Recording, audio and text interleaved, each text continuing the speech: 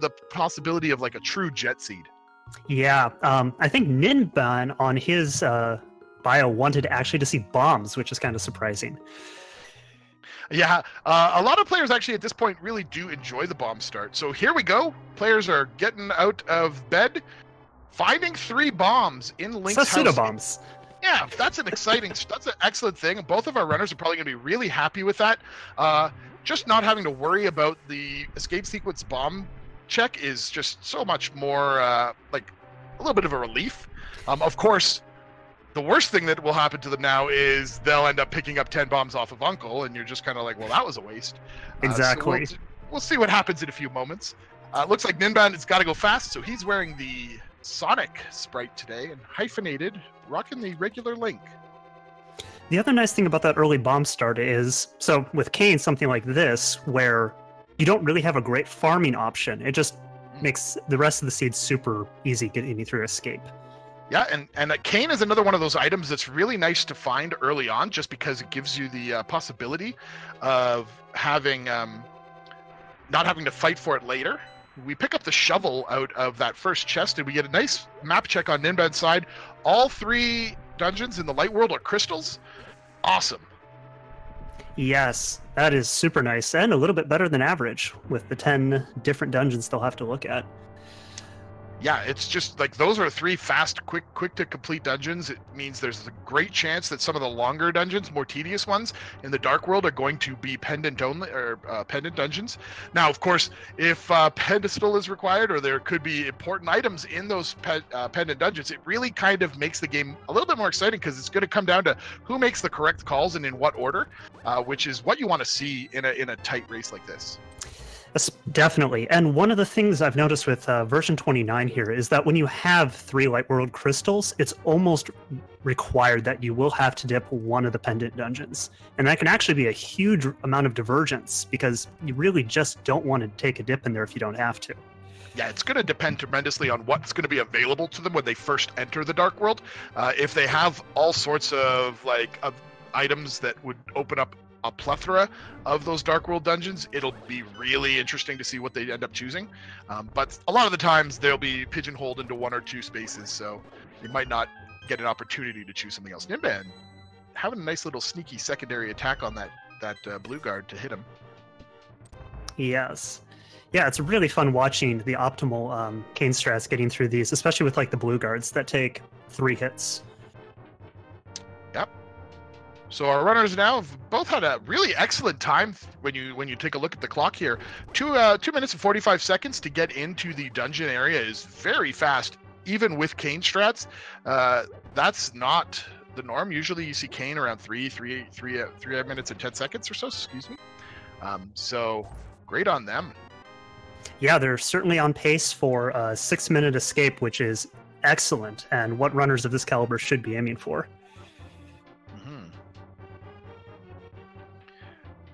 So with Zelda rescued, the runners are going to head to the back area of escape, the sewer sequence. Just in case you're new to Zelda Randomizer and you're watching this, in the traditional regular version of the Link to the Past, one of the first items you pick up is, of course, the lantern, which gives you access to these dark areas that our runners will be running through. In Randomizer with standard opening like we have right now, what this tournament is running on, the game gives them a free light cone for this part of the sequence, or this sequence only. Later on, they will have to find a lantern in order to have vision in the dark rooms. But runners of this level, people who've made it to 4 and 1, you can rest assured that they are able to navigate all of the dark rooms without the assistance of a lantern. Yep, and that is one of the big strats that separates our top runners from the lower runners. I know, for instance, I've struggled greatly with some of the dark rooms, but this tournament's it really forces you to know them. You will not be able to stay in the winner's bracket without knowing them. Yeah, it is kind of one of those necessities. Of course, there's nothing stopping our runners from having maps or other assistance while they're playing. The only limitation is they have to do it on their own. They can't have another person there to help guide them, or be listening to another player guide them. They have to do it on their own, but they are allowed to have any kind of assistance like that. Of course, I would imagine that once you've hit 4 and 1, you're probably not needing any of that.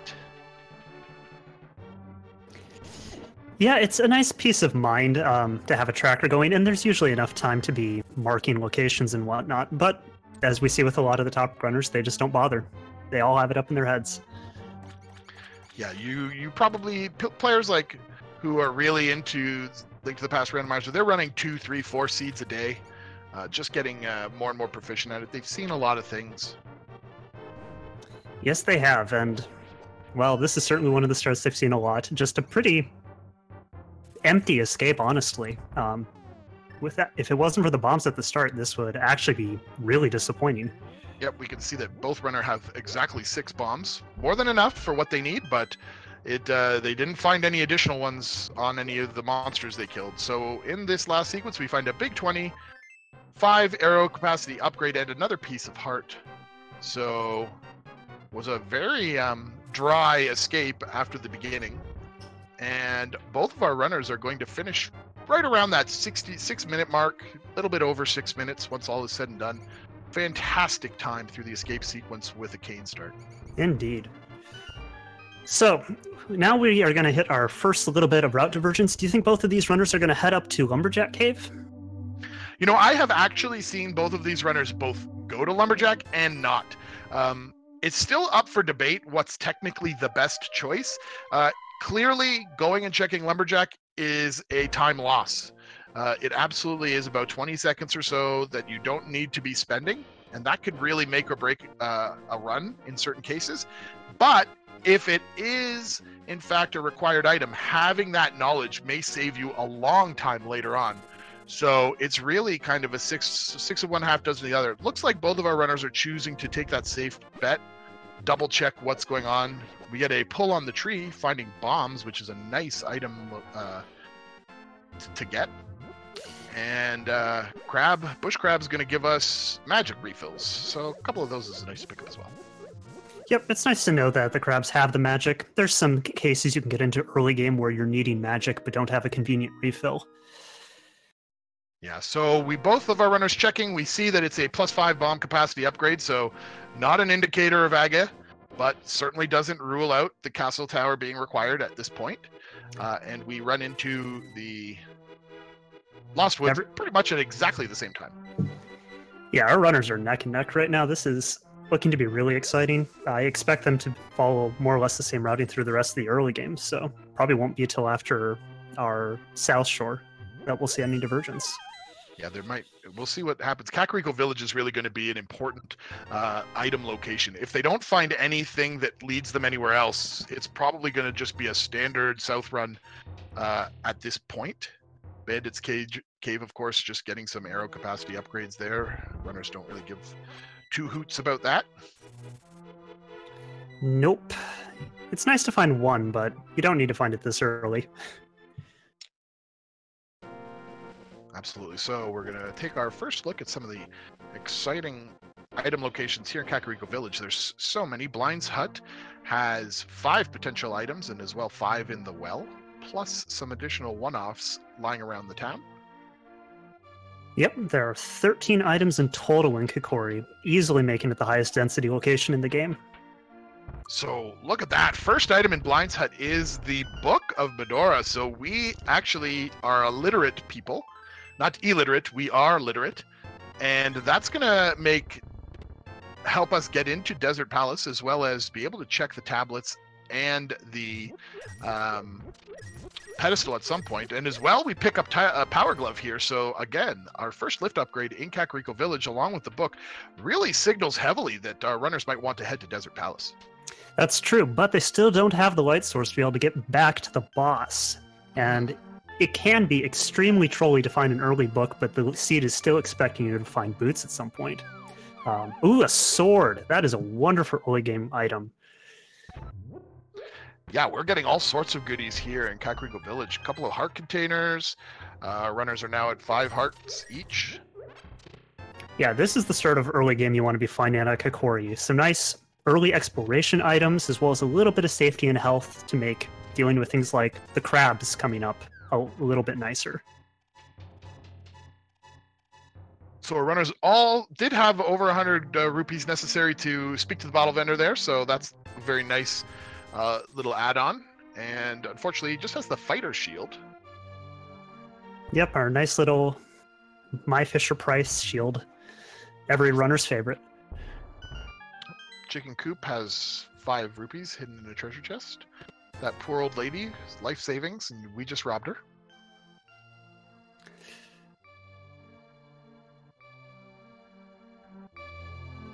And Back of the Tavern has for us just the Red shield. Upgrade. Yeah. Sorry, our streams stalled out on us, so we had to wait and see on the restream. But yeah, red shield actually is kind of nice to find early, especially if you do things like early blind.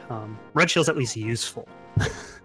Yeah, that's true. It does block those fireballs. We see a big 20 on the ledge of the library, and Hyphenaten's going to get us our first look at what's at the end of Maze Game. Just a 50 rupee pack.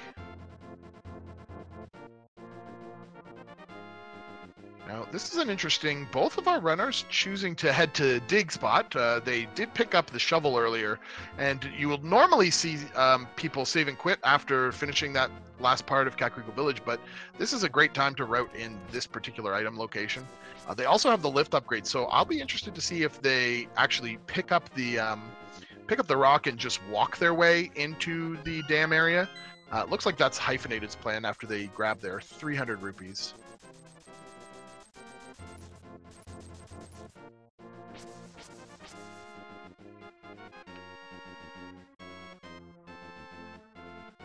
Of course, chat is already getting hyped up about the possibility of Laser Bridge. One more shield upgrade. We've got the cane. We just need Fire Rod and all of a sudden, and Dark World access, and all of a sudden, it'll be potential time to visit Turtle Rock. Well, unfortunately, that blue cane is going to take out the need for Mirror Shield. Yeah, that really does change things up a little bit. Though not too much for early routing. Yeah. Yeah, it's still really pointing straight at desert. But we've got 4 to 5 more chests to go before our runners have to make their decision as to which of the 2 standard checks they'll do first. Either over the eastern. Oh. Look at that. A hammer. Okay, so we are now 1 item away from Dark World access. Yeah, we're just looking for the Moon Pearl now. Or, of course, the Moon Pearl and another lift upgrade for a really nice start. Ninban here, we're seeing a divergence. Ninban, after finishing the well, or the dam, is going to go and check the desert ledge, I would assume, and Agnes Cave. Yeah, this is really interesting. It feels a little risky to go do desert when you don't have a fire source and you still have Minnie's Cave with 4 items in it. Yeah, as well, you probably ideally hope to find the boots just in case desert is boots locked as well. Yep. However, this could pay off. Like, at this level, you got to sort of make some gambles and hope for the best in many cases. So, we have Quake and a bunch of money. Yep. It's actually really good. Hyphenated found that piece of heart. The many Moldorms are actually trolling him pretty badly, and 1 heart, if he's going to go over to Ice Rod Cave, is not a fun thing to do. Yeah, Ninban, of course, on Ninban's side, just finding a big 20 there. Nothing to write home about. We'll see if he finds something visible on Desert Ledge that keeps him interested in heading into Desert Palace. It's just another big 20, but he's going to go ahead and open up the palace anyway. And I think at this point I kind of like it. It's not a long check. There's the potential that you're going to immediately be turned around by not finding anything to let you progress. And yeah, if you're going to walk over here, you need to commit to the play and actually delve into the dungeon. The worst thing you can do is just do the half play. Yeah, like, he's already made this trek. There's a good chance that he'll find what he needs, and if not, then he has knowledge, right? And Hyphenated finds a bee in a bottle there in the Ice Rod Cave. That's a nice thing. It opens up Sick Kid, of course, but you have to find the time to reroute yourself back to Kakariko Village, and that might not be easy. Of course, Ninban finds something incredibly important there in Desert Palace, the Moon Pearl. So he has Dark World access now. Dark World access sub 15 minutes. This is going to be a very interesting seed. And Hyphenated is doing something that you see happen, but it's a very strange time, I would say, for him to be doing this. He doesn't have the Moon Pearl and he doesn't have 500 rupees.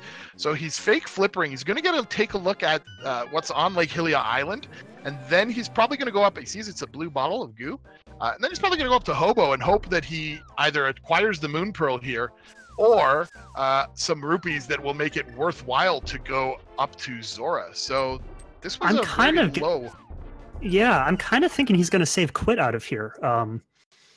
Or he might actually just swim back down and go straight over to Eastern. I can't imagine he actually goes up to Zora. Now we're getting a treat here. Ninban is already going to show us Hype Cave so early on. A 15-minute Hype Cave with some rupees, a piece of heart, 5-bomb upgrade, and a full heart container. It is a decidedly non-Hype Cave. I don't know. I think that's about normal for Hype Cave. I'll say it's a 0.5 out of 7 Hype Cave. And so our route divergence continues, Hyphenated heading over to Eastern, the complete wrong direction. Now, this still could be okay for him if he ends up finding, for instance, Bow and is able to actually clear the dungeon.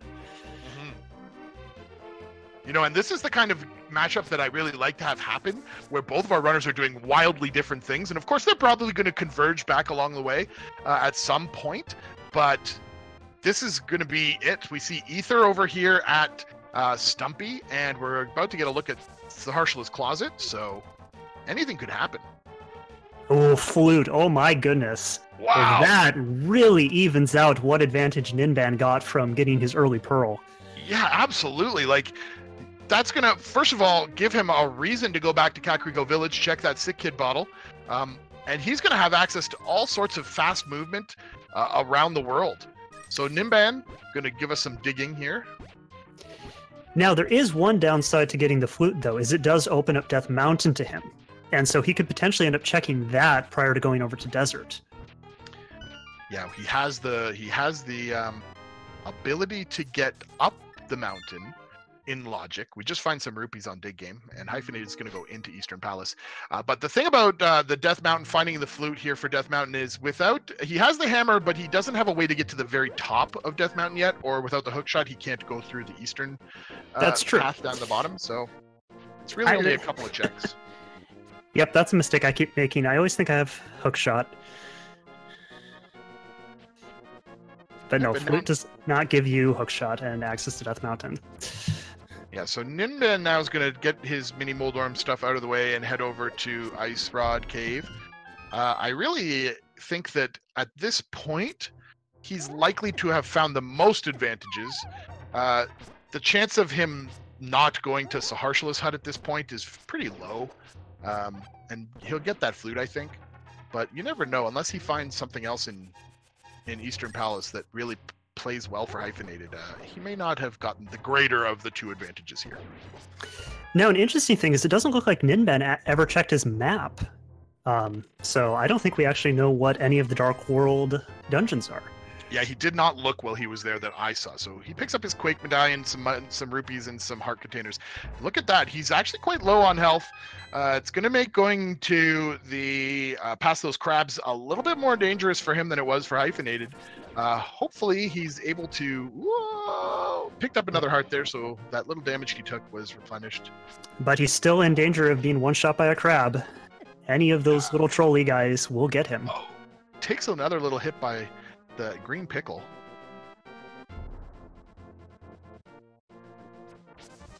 And I unfortunately missed that big chest, but it doesn't look like it was too important. Just 300 rupees. His money was flying up there. Definitely has his Zora money now.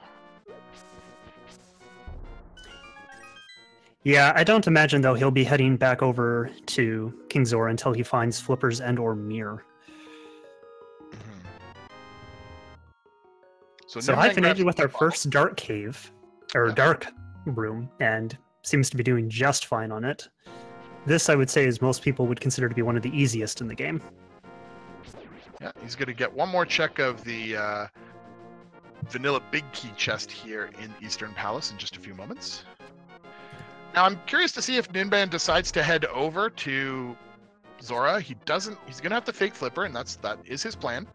He's got 467 rupees, so if he finds some money in the Waterfall of Wishing or under Hobo's pillow, he'll be happy to do that. We know that Hobo, of course, is not going to give him that. enough rupees. I think maybe, I can't remember exactly. Yeah, I don't either, unfortunately. Well, we'll find out in a second. Yeah, that is true.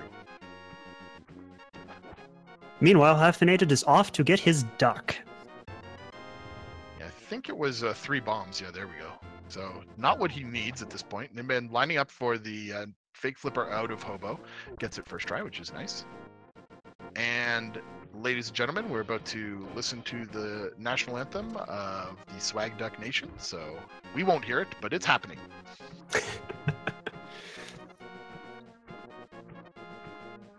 Meanwhile, Ninban is going in an interesting location. I think he is actually going to go up to Zora, even though he is short on the rupees, because he can get into Waterfall. Yeah, it's going to be there's a pretty good chance that you might find some rupees there. It's not obviously like it's not a sure thing, but it just seems to be the case that you get a lot of rupees out of Waterfall of Wishing. And he is close enough that if he wanted to, he could farm Zoras to try to make up the missing cash. Yeah, it's not that much, but it is enough that it's quite a time sink. And meanwhile, Sick Kid rocking a pair of Titan's mitts under his pillow. Oh my goodness. Meanwhile, Ninban found a blue bottle. Yep. Tossed his other bottle in and grabbed some green goo, useful if he needs magic later on at some point. Does open up Spike Cave as a possibility for him. So Hyphenated very shortly here is going to pick up his Moon Pearl, and that's going to be huge for him, especially depending upon how long it takes Ninban to get over to get his flute. Mm-hmm. I agree. He's going to Sanctuary now as his starting location. Yeah, this is looking like a Thieves Town check, which, with what he knows, is a very good decision. A lot of items over there. I'd like it a lot more if he checked his map and if we knew if it was a crystal. Yeah, I have a feeling we'll find out relatively soon. Like he made that early play at Hype Cave. You know, that's a lot of items to scout out. Doesn't really need a map check at this point to determine it. And instead, Ninban's going down to turn in the Sick Kid prize. So he'll get his lift upgrade, which is actually really nice for him. He could take the shorter route into Thieves Town instead of going the long way. Yes. And Hyphenated heading off into the Dark World. Will he go south or north up into Skull Woods? So we see that Skull Woods and Swamp Palace are our 5-6 crystals there on Hyphenated's screen. Additionally, Green Pendant in Mire. Ice Palace is a other pendant, and that means that I didn't quite see the third one. I think it might have been Turtle Rock. I'm guessing our tracker will have it here for us very soon, but... Or it was Palace of Darkness. I'm not sure. Thieves Town, Ice Palace, and Mire. Oh, it's Thieves Town was the other blue pendant. That is always unfortunate. Thieves Town being a 4-item dungeon and also one of the earliest ones you can access always feels awful. Yeah, that is...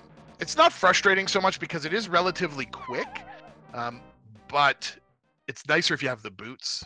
And those first 4 chests are actually not too hard to check out, and if you get lucky, you get 3 out of the 4 items out of Thieves Town there. That's true. But when it's that 4th item, oh my goodness, can that really screw with you? Mm-hmm. So both of the runners making the same play here, checking out Skull Woods, looking for the 2 items in this dungeon.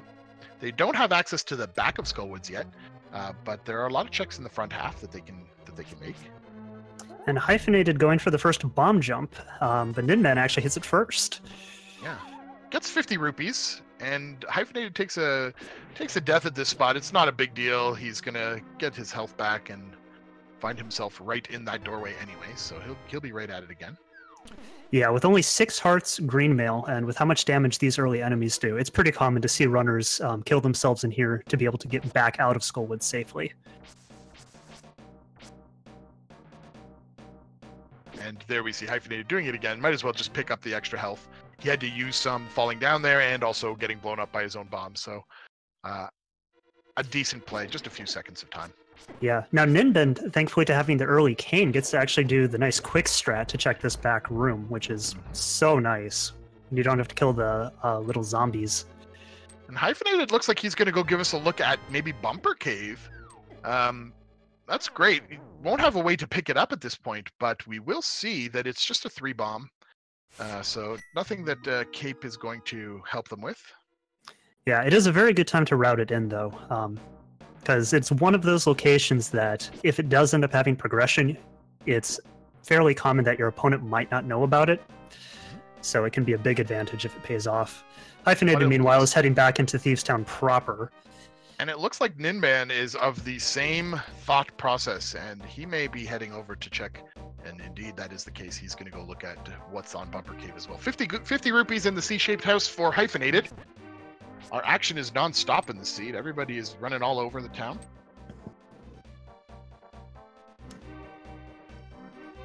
And Hyphenated teases us with going into Thieves Town, but just opens the entrance.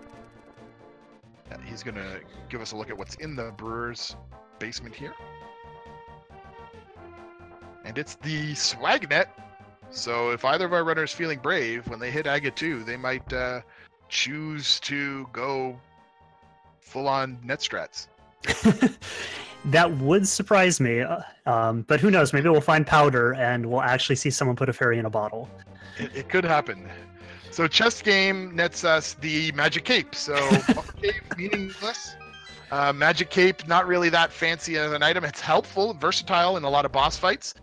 Vitreous, of course, is a little bit helpful with, but we know that Bumper Cave is not required, so that doesn't help us at all. Hyphenated takes the dip into Thieves Town, gets a small key, which means that the big key chest is going to be in play. Yep. And the cape is also not terribly useful until you get half magic for a lot of the later boss fights. Absolutely. Ooh, our first fetch quest item. Well, we had the shovel, but it is also another reason why. Sorry, don't worry about it. Another reason why that's useful is that it does give us the ability to fake powder. They have the Cane of Samaria, so fake powder is right in the potential to play. And of course, because they're in Thieves Town, getting to the powder area, check out that Mad Batter, is very short. So we'll see if either runner chooses to do that. Yes. If anyone's going to do it, I'm going to guess it's going to be Ninban, simply because at some point he has to find his flute and come back here. Hyphenated's done everything else in the town until he finds Mirror. So 2 out of the 4 items were found here in the front half of Thieves Town. Piece of heart as well, to go along with the mushroom. Oh, and Ninban Hyphenated taking another death. Yeah, that's not the spot you want to be taking it. It's not too big of a time loss, and he actually... Oh, he's bailing. Okay. That is not what I expected. Take a shortcut out. I'm not sure. But you know what? He's going to go ahead and... Interesting. Check out Hammerpeg. So Hyphenated, I'm assuming here, is deciding that because it's a pendant and he found 2 items, that he's just going to be done with the dungeon and hope that there's nothing in the back half, which could be a really big time save for him. Yeah, it could be, or it could be... It's a gamble, no matter what. No ifs, ands, or buts about it. But it's a calculated risk, let's say. It could definitely bite him in the butt, but we'll see what happens. He sees in Peg Cave here a piece of heart. Not going to take that. And he's going to head back out of this area, and we'll see what his plan is afterwards. Meanwhile, Ninban made that very dangerous quarter look easy, only getting hit once. So Hyphenate is now he hasn't yet gone to the south route. He hasn't done Dig Game, he hasn't visited Stumpy, and he hasn't done Hype Cave. So it's a lot of items drawing him in that direction. That might have played into his decision not to finish Thieves Town at this time. Too many other goodies in the overworld available to him. Indeed. Yeah, I mean, it's just as a runner, it's really hard to want to stay in a pendant dungeon any longer than you have to. Yeah, and so he gets his big 20 out of the Dig Game. Not even worth stopping to pick it up at this point. 866 rupees, plenty for the rest of the game. Yep. So now, as Hyphenated finishes up the rest of his Dark World check and Ninban moves into the basement, I'm very curious to see where Hyphenated's going to go next. It looks like with this little froggy, he's actually going to do our world tour and come back. What do you think about that? Yeah, he's kind of, without the mirror, there's really 2 choices here, and I like this.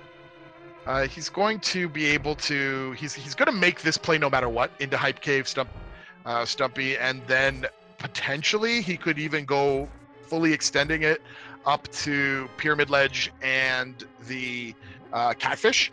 I think that at this point it's worth doing if I were him, only because we know he's not going to find anything of value in Hype Cave. Ninban hanging on by the skin of his teeth. That room can be awful if you just get into the wrong pattern with that red fire spitter. Yeah, now he does have blue goo. But you're never wanting to spend that. Oh my gosh, he found the hook shot. What a fine cease. That early key was definitely a signal. Maybe you should finish Thieves Town. Hyphenated, it's going to be even more difficult for him now to go back into that dungeon now that he's left it halfway completed. He's probably going to want to check everywhere else before he does this. And that's going to haunt him, I think. His only saving grace is he doesn't have really any other dungeons he can do a deep dive in, so... But we'll see what progression he finds. So Ninban's going to have to play the hard blind fight here. Can't afford to get hit at all. There it goes, takes the damage. I'm going to guess that he's just going to finish with this dungeon now. There's no way he's going to believe that there's another incredibly vital item after picking up both the hookshot and the mushroom here. Yeah. I believe there was one item left still in the dungeon, but... No, they actually found two. They found two items in the basement. They found an arrow upgrade, so they are actually done with the dungeon. Unless we need a pedestal seed, chat's favorite. Yeah, and he's going to be able to check the pedestal when he finishes Swamp or Skullwoods. He has the Book of Medora, so if he does need to do it, it's not going to be difficult. Another full heart container here on Pyramid. Well, they are actually still missing Mirror, so it won't be able to do it right after doing Skullwoods. Yes. Absolutely right. Well, presumably they'll find that along the way. So we're in a really interesting spot here with Ninban having Hookshot, but Hyphen having Flute. Both of our runners having a major progression item that the other doesn't.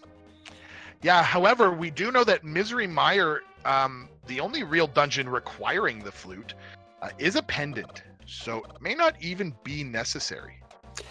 Well, that's true. It's not logically required. The time save tends to be pretty big for your opponent who has Flute. Yeah, I agree. So this should be very interesting to see when our runners manage to cross back and find this missing item. Okay, so Ninban, without the Flute, and without the without the mirror and without the need to go up to Hype Cave, doesn't take the full tour with Jeremiah. He's just going to save and quit and head back to Kakariko Village with the Smith there. Hyphenated, finding all of 5 rupees for that world tour. Not really a worthwhile endeavor. No. The heart on Pyramid's kind of nice, but certainly not worth the time investment.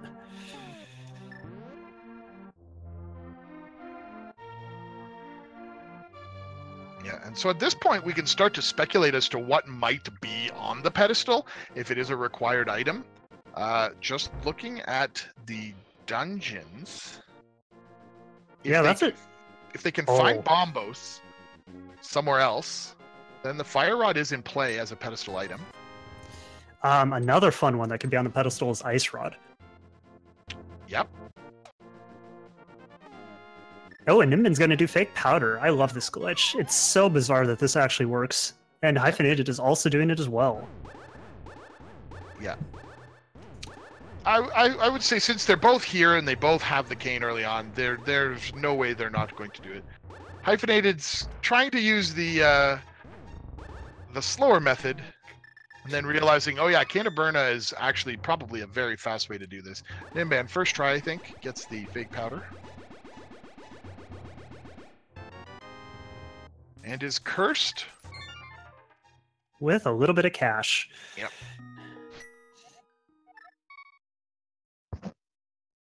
Alright, so Ninban is back in Sanctuary. I wonder if he's going to head up... Actually, he's probably going to go up Death Mountain now that he has the hookshot.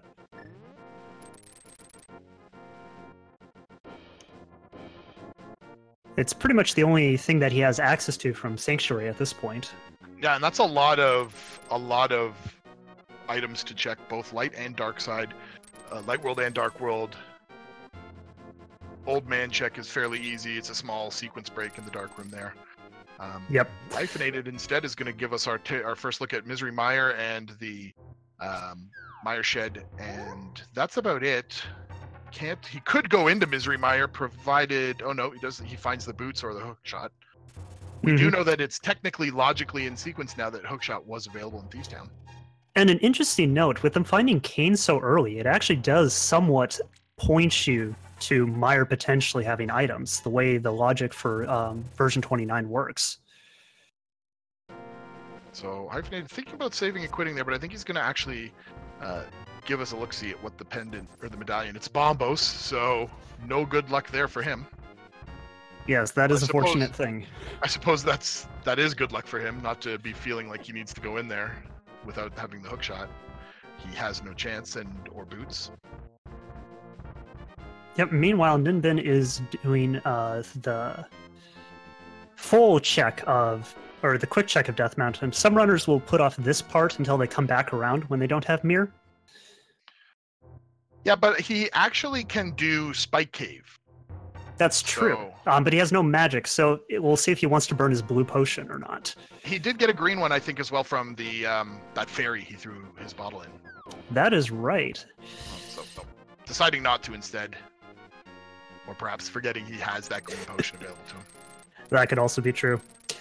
It is also, though, if he's going to end up finishing with Tower of Hera, it's a really nice thing to just do right after that when you have full magic and health.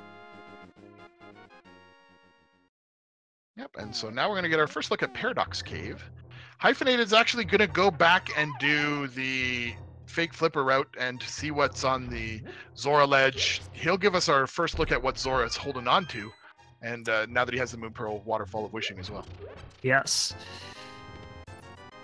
Another bottle of blue for Ninban here at the 2-chest area of Paradox Cave. Yeah, 3 bottles feels real good for safeties for finishing out the run. Especially when you're still on green mail and only at 8 hearts. Yeah. So a big 20, another piece of heart. There's your flippers. All right, we're only mirror away from being able to go in. Oh, well, speak of the devil, there is the mirror. Of the devil. And now we actually have logical access to Swamp Palace. Yeah. That's actually great for Ninban. He's going to be able to complete an entire dungeon. It's a high-density item dungeon as well. Crystal. Despite the fact that this seed has actually provided our runners with a lot of goodies, neither of them have finished any dungeons at this point. At 37 minutes, that seems to be a rarity, but they're going to start falling fast and furious, I believe, starting with Ninban's most likely check into Swamp Palace. Yep, and it looks like we're going to get our Turtle Rock Pendant check. If this is Bombos, that could really end up trolling the runners, depending upon where that's hiding. Yeah, and Hyphenated picked up the red boomerang to go with his blue one. And it is Zora. Bombos! So our runners do have to find Bombos. Oh, that's always fun for the viewers, when our runners get stuck looking for one item.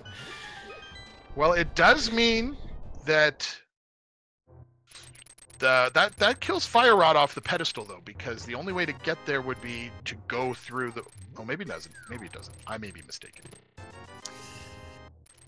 Yeah, there's still enough items out there that it's still kind of hard for us to get a feel of what could still be there. Hookshot Cave has a whole lot of nothing.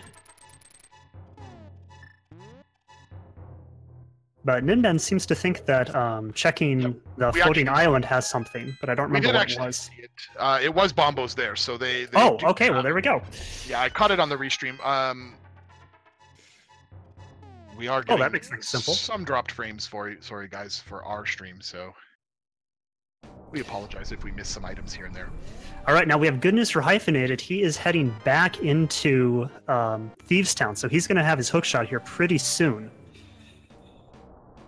That's going to do a lot to close the item gap between these two runners. And should likely push him over to be doing Death Mountain as well, which will get him all caught up with Ninban. Yep. The real question will be, what does Ninban choose to do next? I'm guessing now that he's found Mir, he's going to head over to Tower of Hera, as it is a crystal. And that's one of the great things about finding Mirror up here on Death Mountain. You get to do the completely optimized both light and dark world check while still finishing off in Tower of Hera. Yeah, you got to think that he's hoping for a non-basement Tower of Hera there. There's a little bit of a chance that he might get thwarted by the necessity of a fire source. That is true, but we will find out very quickly, as the first two items are really easy to check. But first, we're going to get our check of the tablet. Yeah, I like this. He's just going to get that information, know whether or not this is something he needs to come back for. Just a piece of heart, so absolutely not. Mm-hmm. So I like the call to go into Hera here. If he can do it, then that's great. And if he cannot, then he knows that he's going to have to come back later. And, you know, there's still the potential, there's still the necessity to route Turtle Rock. So it's not a big loss to not be able to do it yet. Indeed. Now, chat pointed out an interesting thing is that Ninban actually never did Spiral Cave. Mm-hmm. So when he finishes however he chooses to with Tower of Hera, he's only going to be able to check either Spiral Cave or Spike Cave. Yeah, unless he wants to make that route up again. But he does find the big key, so we're not fire-locked, and we should be getting our first crystal shortly. Yep, it'll be interesting to see if there is an item down there in the basement, so we'll keep our count on. Yep, he hasn't found any items yet, so it does up the chance. And I wonder if Hyphenated is going to be happy or upset to find this hookshot in a few seconds. He's got to know that, I left this dungeon a little too prematurely. And he does do the save quit, which I think is a very good idea, especially you're finding that somewhat late. You think you're behind. You can't risk doing blind. And Ninban finds 2 things of cash, so no basement today. That's actually really good for him. He's going to be very happy. He's going to get his first dungeon cleared. Hyphenated now is quickly heading over to Death Mountain with the help of that hookshot. So many item locations to check, both light and dark world. Indeed, and that is going to bring our runner's items to almost identical, with the exception that Hyphenated still has this flute that Ninban has not found.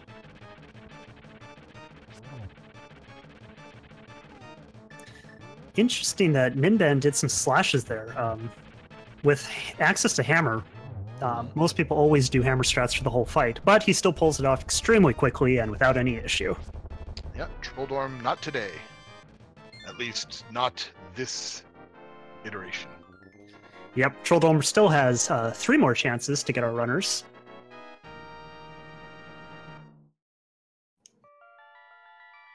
So now, where does Ninban go? A whole bunch of the world opened up to him. Swamp Palace seems like a good play, but runners don't always like doing that because of how fast it is to clear in Go mode at the end of the seed. Meanwhile, it does look like he's actually going to finish up the... yeah, he's going to head to Spiral Cave, I assume. Yes. Never fun to do without boots, but you got to get it done. It's really awkward to just leave it as an orphaned location.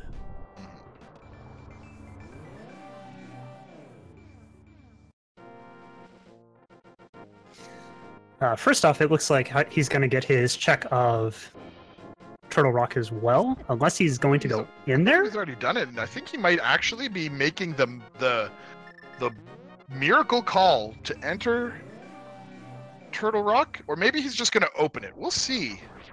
Yeah, I'm really curious here. Yeah. If he goes in with all the locations that just opened up to him, that would be incredibly risky. Well, you never know. There's lots of chests available to him.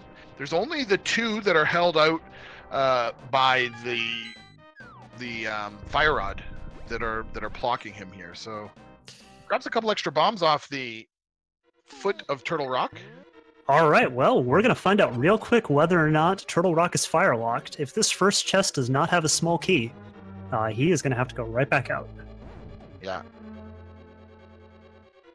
And Hyphenated finds his mirror, which I imagine he's both very happy about and very upset that it's 45 minutes into the run when he's finding it.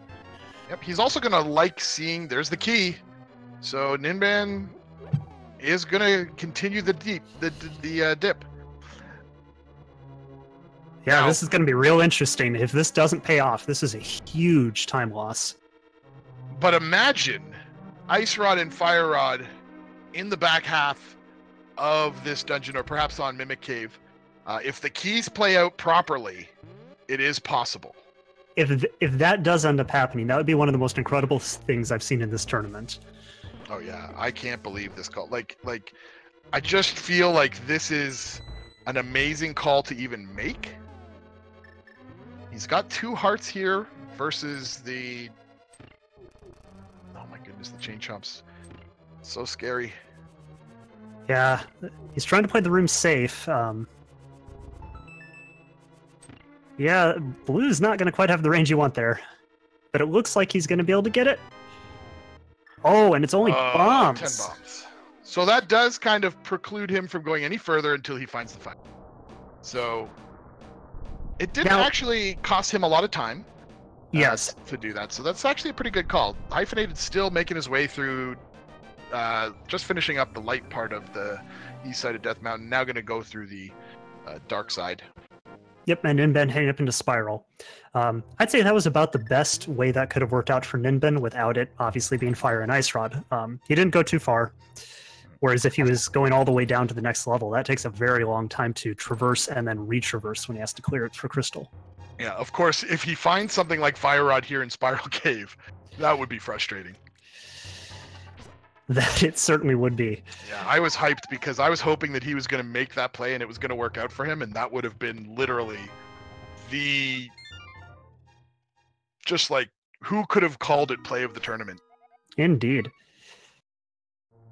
So Spiral Cave turns out to be just a 10 arrow upgrade. It's not anything to write home about. Ninban saving quits, off to greener pastures. I'm guessing he's going to head into the swamp area and deal with a palace that he can complete. Yeah, that seems like a very good choice for him at this point. It's one of the... It's the highest, or is it the second highest dungeon in terms of item count? Right, it is the highest. It has the highest. It's got 6, right? So yes. Yeah, for the longest time I thought Pod had 6, but Pod only has 5. And so does Turtle Rock. Is actually, I guess, technically 6 as well because it has Mimic Cave. That's true. But all 3 of those dungeons will be completed no matter what this time. Now, you do have to say it feels real awful going into Swamp Palace with only the Fighter Sword. The boss at the end is not exactly a fun time. It's not too dangerous, but it's not exactly fast. Yeah, I would anticipate that we'll be seeing some slideshow action where Ninban is going to pull out the hammer in between pulls with the hookshot to one-shot the puffs. Yep, I'll be curious to see what he does. I believe doing spins with Fighter Sword is actually faster, especially if he knows the strats to be able to pull 2 puffs at once. Yeah, you have to get... I think you have to get 2 for it to be the ideal choice. We're losing a few frames there. Sorry about that, guys. But anyway, either way, we still have a ways to go, and who knows, we might actually find 1 or 2 sword upgrades in here, because our runners do still need to find a sword upgrade before they finish the run, and we finally find the lamp. Yeah, and it was in the first item location in Swamp, so technically they could have grabbed that before Thieves Town. No, they needed to... Oh yeah, they could have, if they got the flute, went over the top. No, they needed the hookshot. Yeah, logically, to get lamp, you had to do Thieves Town, find flute, and then flute to Death Mountain. So I sometimes like to kind of think about the logic that the actual game is trying to expect the runners to be playing, and just how convoluted it can be. If you're not able or willing to make a lot of these little sequence breaks and skips, just how extended a seed can take, and this would have required several different dungeon double dips. Yes, it would have. Hyphenated doing a slightly different strat in that blue crawler room, knocking them into the pits with the sword, which is what you actually see more often in the NMG run. He noticed there that he was very low on bombs and went back to pick up that one that was being dropped by one of the beetles there. Ninban getting another item out of this dungeon. It's just a big 20. And he's going to head off to the dreaded left side of the Swamp Palace. Obviously, this is the side that is most beneficial that you can skip if you're in go mode, but with it being 2 items, it is too much to risk. You'll notice there that Ninban has to use the boomerang. Can't reach that switch with just the fighter sword. Master sword, being a completely different sword, is slightly longer. Yep. You'll see some runners, if they're a bit closer to go mode, skip left side until they full cleared the rest of the dungeon, but with 4 items actually still required, you just can't risk that. Hyphenated pulls out the hammer, so we'll see full-on hammer strats here against Trolldorm. Let's see if he can get his vengeance on Hyphenated this time after having been shut out by Ninban.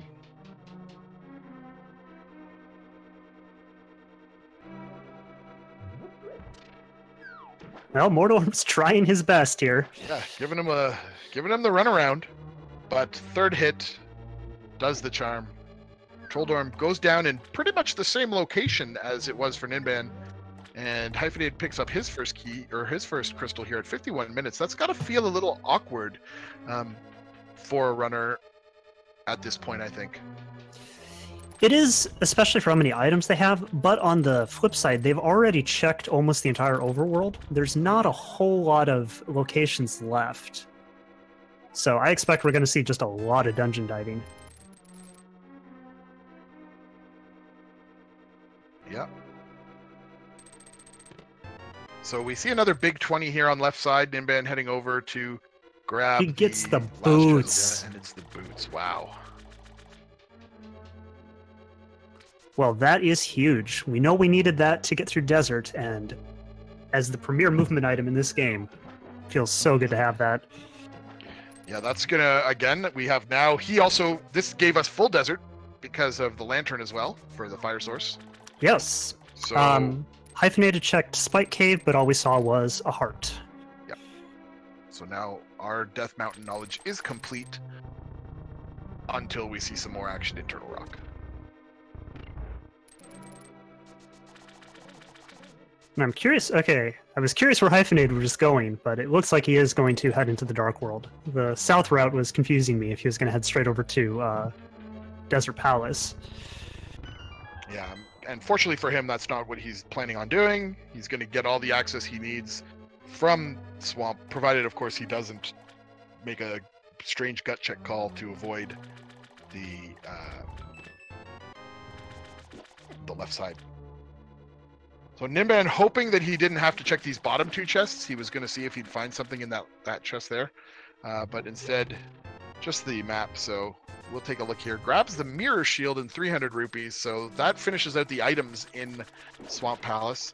Mirror shield is really actually nice to have. It's of course not necessary, but I'm not going to ever be upset that I got it. I agree with that entirely. It's always nice to have. Especially when you're doing, if you have to find a key on Laser Bridge later, or items, it just makes it much faster, especially if you're low on magic. So here's an interesting factoid. The Argus could have the big key, but he could also have the compass, I believe. And the big key can be locked inside the big key chest. So we'll see what happens.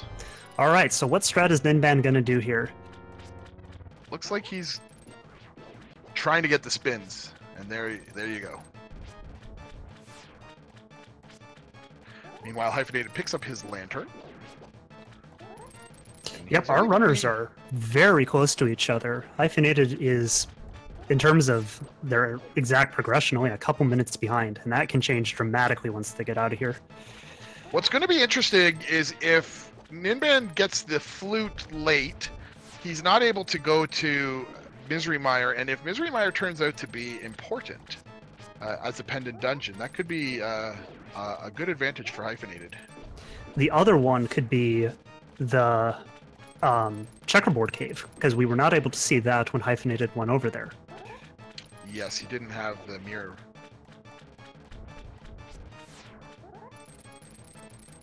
Ninban, despite his low health, is doing an excellent job of cleaning up this fight and is moving on to the second phase.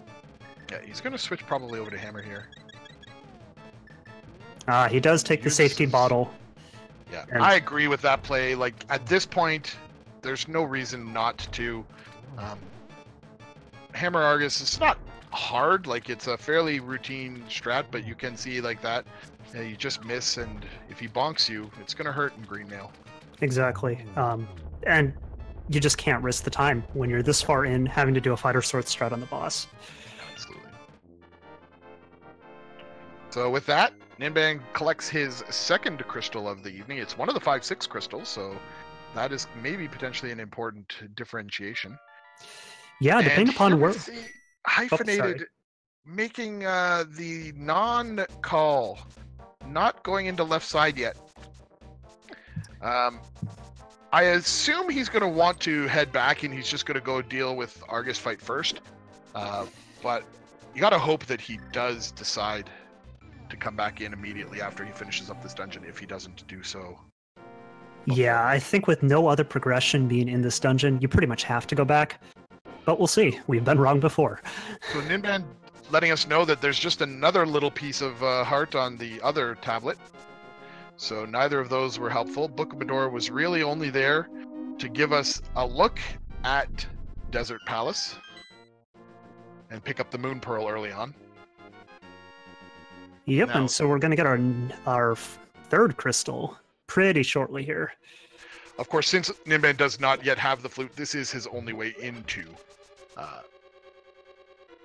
Desert Palace. Yes. So with one item gone, we've got one left to go here. And since we have a key on the torch, that's going to lead us past all of the other items. So we might find it. Yeah, Desert Palace is an interesting dungeon in that if you're able to come in here via the flute mirror method, it's actually a lot faster to do because you get to mirror back out to the boss exit. But Ninban has to take the wrong way around. And with Boots, it's not awful. He gets the big key here. With Boots, again, there's really no reason not to run up, dash through this room. Finds the map, not what he wants. So the other fun thing we're going to see here is that our runners do not have either of the normal items you to kill Lanmolas. They do not have arrows, and they do not have the fire rod. Not even the ice rod to give them a nice slow mode version of the fire rod that also works. Of course, let's see. Perhaps Big Key Chest is going to be their savior? Nope. That'd be too easy. Seed has given the runners a whole lot, so it's got to hide something. So we're going to see the probably hammer strats, I suppose, on Lanmolas, or perhaps just spins with the fighter sword. Yep. Hammer isn't too bad on the boss, especially if you've done a little bit of practice with it. It's doing tempered sword damage, but... Yeah, we're not going to see a one cycle at all. No. It's just not possible. Meanwhile, Hyphenated is doing a really good Argus fight and is almost done with it. Yep. So we're pretty much one dungeon apart from one another at this juncture. Hyphenated, of course, has the potential to really pull ahead with that flute, or to at least make up all of that ground. Yes. Oh, he does have to go back. You're right. People in chat reminding us, of course, that Hyphenated really needs to go back in and take that left side because that's an important item. Yeah, thankfully he is making the play right away. So he's only going to be one crystal behind, which is certainly still surmountable with 3 required items still hiding in the logic. Mm-hmm. So here we go. Ninban pulling out the spins. And switching to... Nope, he's just going to keep the hammer out. Gets a double hit there. That's always nice. Yeah, as long as you're able to do your hammers down into the sides, it's not too bad. And finishes off the first of 3. The second of 3 as well falls shortly thereafter. With one left, it's really not too bad. Ooh, that was a nice little side clip there to hit that last hit on Lanmolas. And... another crystal for Ninban's pockets. So I'll be very curious to see where he goes now. He's got a couple of options. He could head over to Ice Palace. Yeah, it's interesting. He's really does not have a pendant that he can complete at this point, and that's, you know, you don't really like that as a player. It's always nicer to have a pendant to go into, but he might choose to take a look at well, with the decision to go here into he's gonna get the two dash, which makes sense. Dash items, yeah. I also wouldn't be too surprised to see him dip into Pod, even without the bow, just because there's a good amount of items in there. Yeah, Ice Palace can be completed, of course, but it is a pendant dungeon, is what I was about to hint at. Like, when you have to do a pendant dungeon... And so Ninban found his Master Sword, which is a big relief to the runners. Yeah, that's a nice find. They're still, of course, hoping to find Tempered because of how much easier it makes the rest of the game, but they can now finish the game without finding another sword upgrade. Yeah, and Ninban's going to choose now to head back over to the Dark World, so he'll probably go backwards, I think, to get Graveyard Ledge, and then finish up at King's Tomb. And I don't believe he's headed yet to Catfish, so he might actually carry this north route all the way over to Catfish and do then perhaps even also go down to Pyramid Ferry and then into Palace of Darkness. Since he does not have the flute to get there, that's actually quite an efficient use of his run. It is. And Hyphenated finds his boots, and now we get to see where he decides to go next. Yeah, I can't imagine he doesn't immediately flute over to the desert area. Oh no, he goes back into the Dark World. I bet you he's gonna check Tablet. Ah, yes, that's a good call. So Graveyard Ledge, nothing at all there, just a bomb capacity upgrade. Not what other runner would want to see. And Ninban's gonna then carry on to King's Tomb.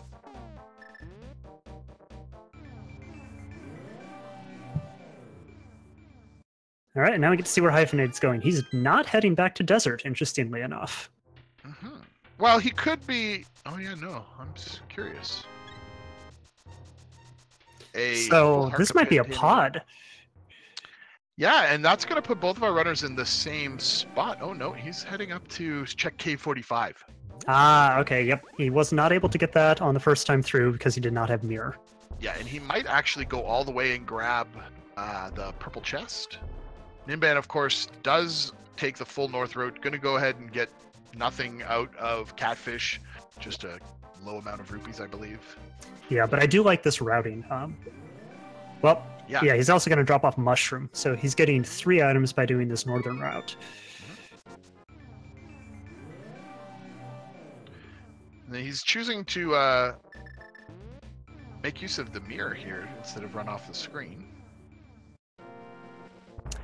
I don't think it's faster, but I would also trust the 4-1 runners to have some idea about which is better. Yep. They know probably better than I. Yes. So Hyphenated did end up heading back over to Desert after his check. So we're going to have our crystal count all evened out here pretty soon. Mm-hmm. Yeah, I'm not quite sure if the extra amount of mirror transitions is faster, especially with the boots, but I don't know. It seems like a thing to do, so he did it.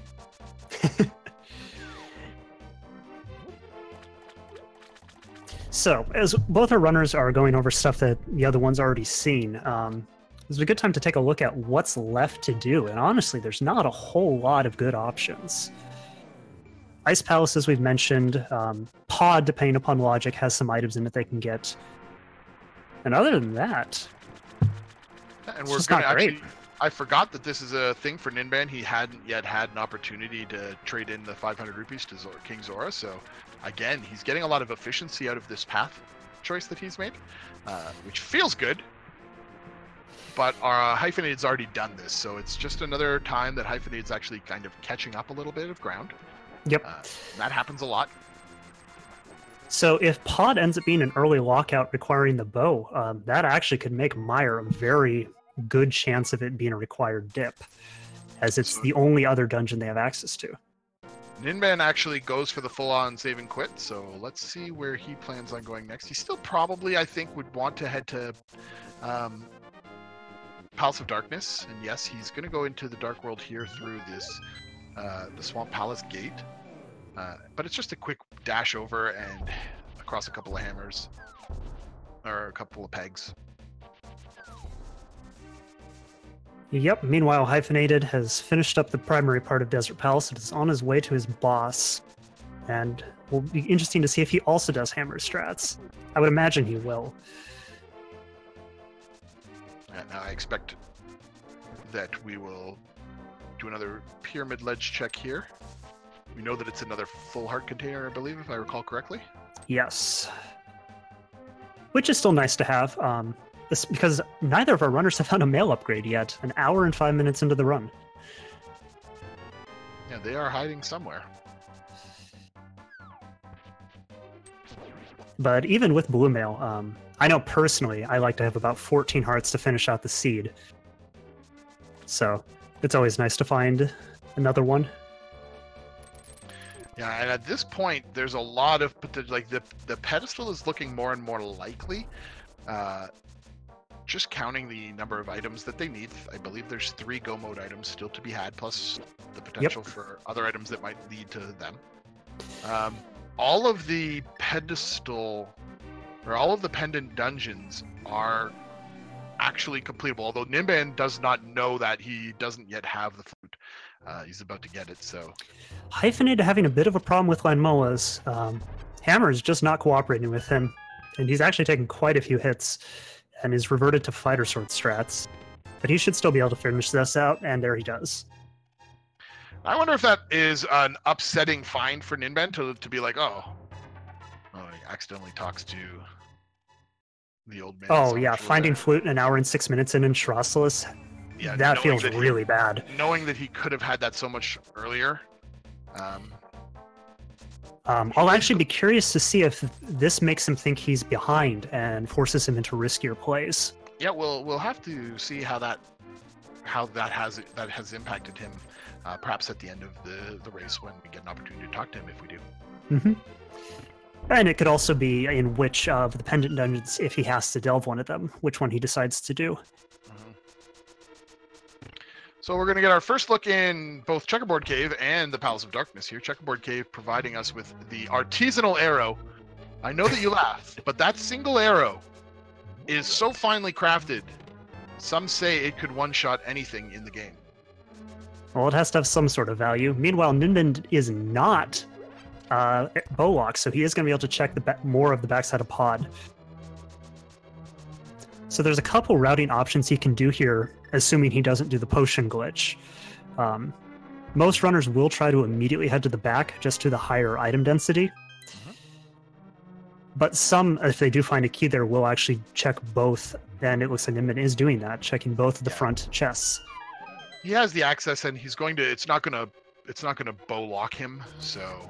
Well, it could. If he does not find a key here, he cannot get into the back of the dungeon. Well, that is true, but I'm pretty sure between here or the other, the button here that he's about to push, that he's going to get a key. Just the odds are good, there. And he does. But the way the logic is set up does not require it. So generally it is a safe check, and we're going to get to see potion glitch. Oh yes, he does have an available potion to do this with, so let's see what happens.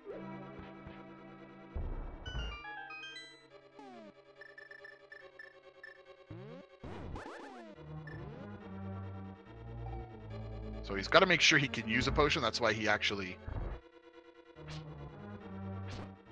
And there it is. Hyphenated just found his Master Sword and is getting the boots checks that Ninban did. And that was really well done. Yeah, just have to get all of those mimics off the screen and the game assumes that you've killed them. Yes, this is a finely crafted game we are playing here. Alright, so with that, Ninban's going to be able to do a full clear of pod, which is ideal. You never want to double dip this.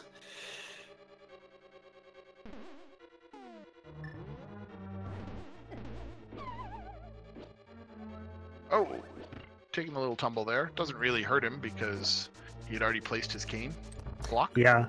And this is actually an interesting one. It's so rare to be in here without bow that's the only way to hit that block. You can throw a bomb as well, but it's time consuming. Yes. And as we are speedrunners, no one likes time consuming. Yeah, that's always your last choice. So big key, there it is. This means that the dark maze is going to be completable in its entirety. Small key here to keep us well flush with our keys. The blue mail, so our first move mail upgrade. That is a very nice find, even though it's late. They still have several very difficult dungeons to do, mostly Turtle Rock. Ooh, silvers. And silver arrows found in the hallway here, but the harmless hallway. And into the dark maze we go. That is such a relief as a runner to find. Because Yeah, now even if they don't find a sword upgrade, at least the final phase of Ganon and Ganon's Tower is quite a bit easier. yes, Master Sword with silvers is not really it's not fun, but it's not really a big deal. Yeah, Hyphenated, meanwhile, is going to get our chest. And there's a tempered sword upgrade for Ninban in the dark Wow, maze. Pod just has everything for our runners. Yeah, Pod was the nice place to go, and half magic as well from the big big key chest. So, wow. Now, there was a lot of good stuff in there, however, none of it was progression, and without Bo, he cannot finish the dungeon. Yeah. So, as Lightyear in chat just says, that was the Palace of Upgrades, and I am in agreement. Indeed, that's a very good, apt term for it. Hyphenated looks like he's going to be coming over here as well. Yeah, and so he's not going to be able to complete this. He's also already done the Eastern Palace checks that were available to him. So again, there'll be a small amount of time caught up here for Hyphenated's side, which is very good for his positioning in the race. Yes. It'll be interesting to see if he also knows the potion glitch. Because as we saw with the way those keys were, you can get by without it, but it just makes the whole thing a lot easier.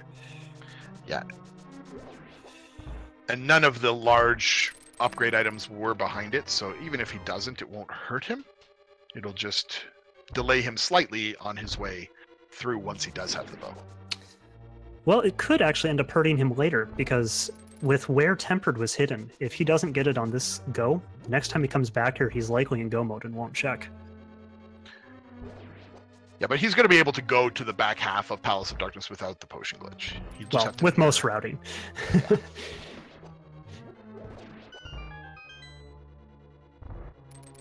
So yeah, we're still missing Bow, Fire Rod, and Ice Rod. And once they've finished up their pod checks and Eastern checks, their options are slim. Misery Mire and Ice Palace, both are fully completable, and both are pendant dungeons. Yeah, and it'll be very curious to see which one they choose to go into next. Now, I personally, with the way this seed's been, and with Misery Mire being the green pendant, I would actually go into Mire. We got Kane super early, and we also got the crystal for it, I believe, earlier. Or, sorry, not the crystal, the medallion earlier.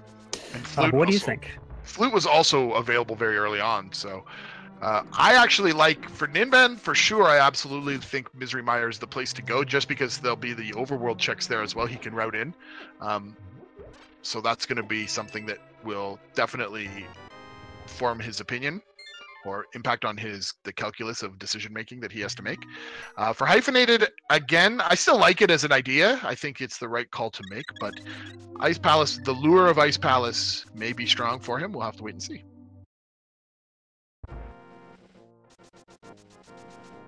So Ninban is going to go activate his duck. And Hyphenated also able to get the potion glitch. All right, ladies and gentlemen, you didn't get to hear it earlier, but you do now. Please stand for our national anthem.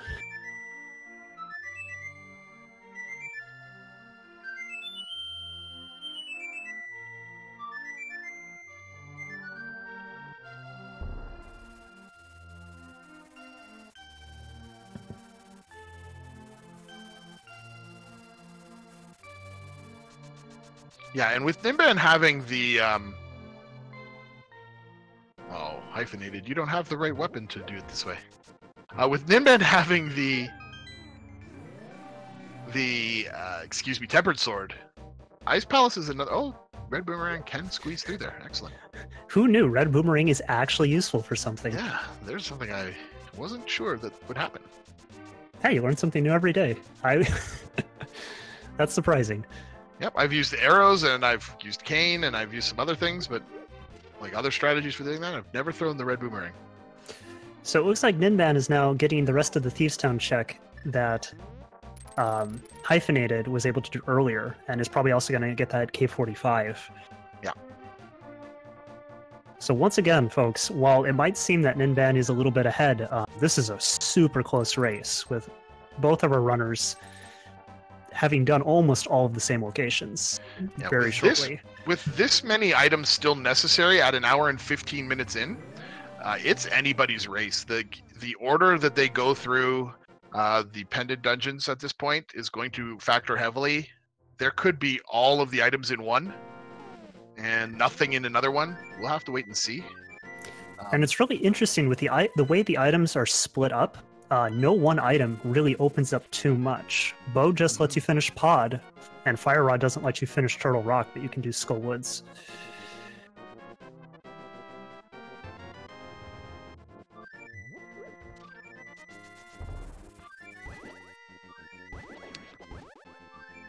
All right, Hyphenated finishes off his pod check, and it's going to be very interesting to see where he goes from here.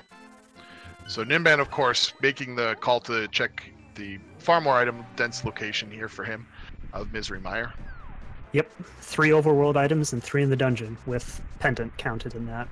And Hyphenated also making the same call. He is, of course, we're about to see that he is actually going to, I think, I don't like to say pull ahead, but since he doesn't have to make those overworld checks, he's going to head right into the dungeon here and get a head start on Ninban in Misery Mire. Yep, I've got a good feeling about this one. The way the logic of the seeds worked, it just feels like there's got to be something in here. Hyphenated disappoints chat by not throwing the bird. Yes, both of the runners have cleared as much of Eastern Palace as they can. They're still waiting for the bow in order to finish it. Ninban actually going to do Ice Palace instead. So here's another This is it. Ladies and gentlemen, this is perhaps a make or break moment in the seed. Yeah, depending upon what's in the dungeon, this could completely decide it. Yep, this could be what makes the seed here. So let's see what happens here. Hyphenated makes it past the opening room in Misery Mire.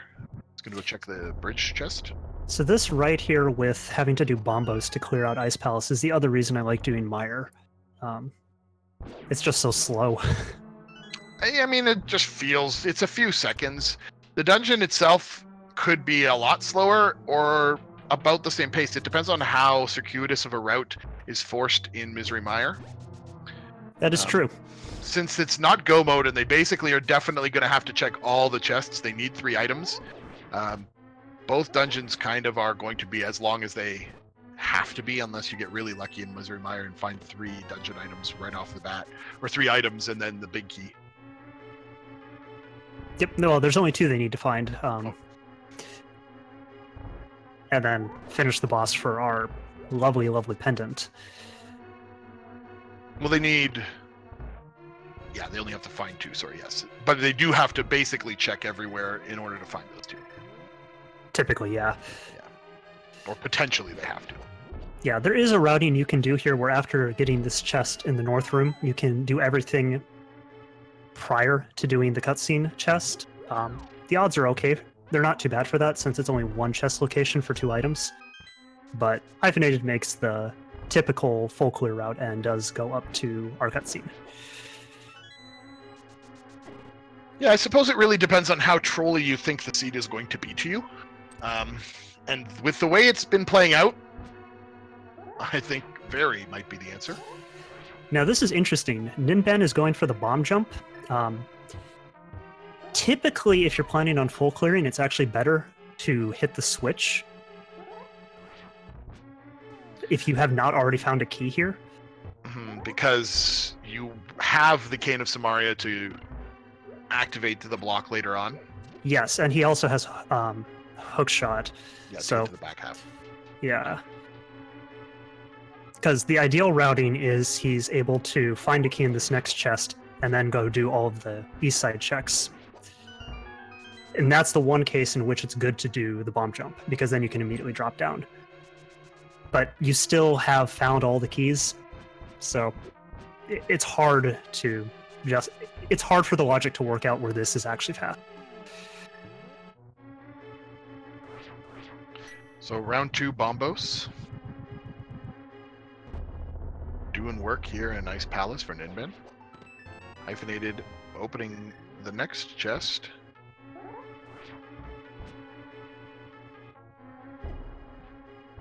Of course, just finding more keys is not really what he wants. Nope, and that is the downside of Meyer. 3 small keys, of which you only really need 1.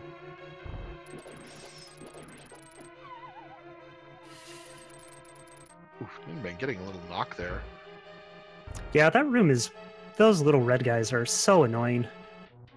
They have some real fun interactions with the hook shot.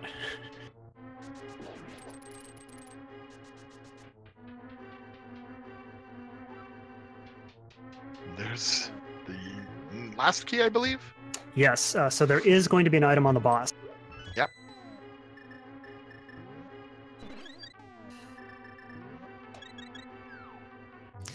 So Ninban did manage to pick up powder in here. Obviously a great safety. But with 3 bottles, 14 hearts, and blue mail, not super necessary at this point. And there's 10 arrows, so I think that's really starting to look like a bust here in Ice Palace for him. Yeah, I believe that's 2 of the 3 items already. Yep, 1 left. And hyphenated as well. Hoping to find something valuable here.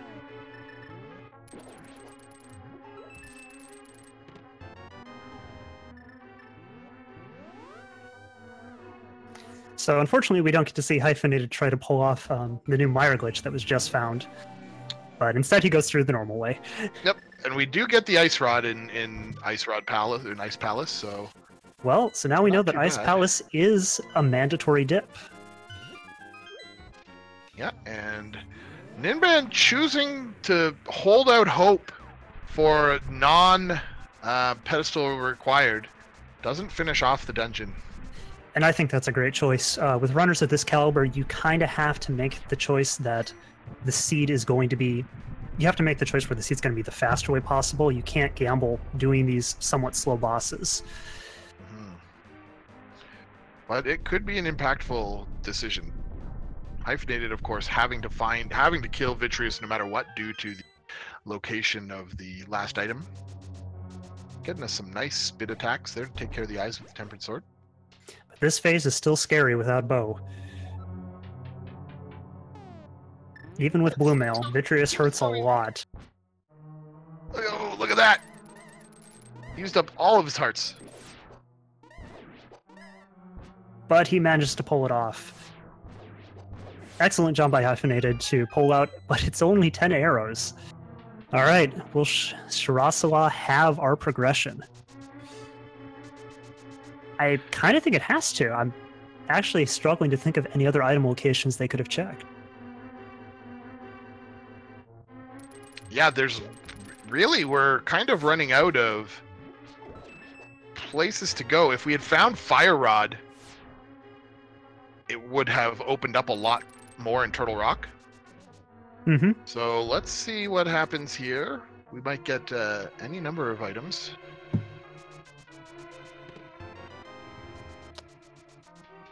Well, we're about to find out if our ability to track the map is accurate, as Hyphenated heads over to the hut. Very nice spin speed to make that just a little bit faster. Quite literally holding my breath as he gets 20 rupees for that great pendant turn-in. Oh, that's an awful feeling. Now, for Hyphenated, he's a little bit better position. He has 1 of the pendants done. I think he might be going to kill Blind now. I wonder if he's going to actually go read the pedestal. Nope, he's not going to do that yet.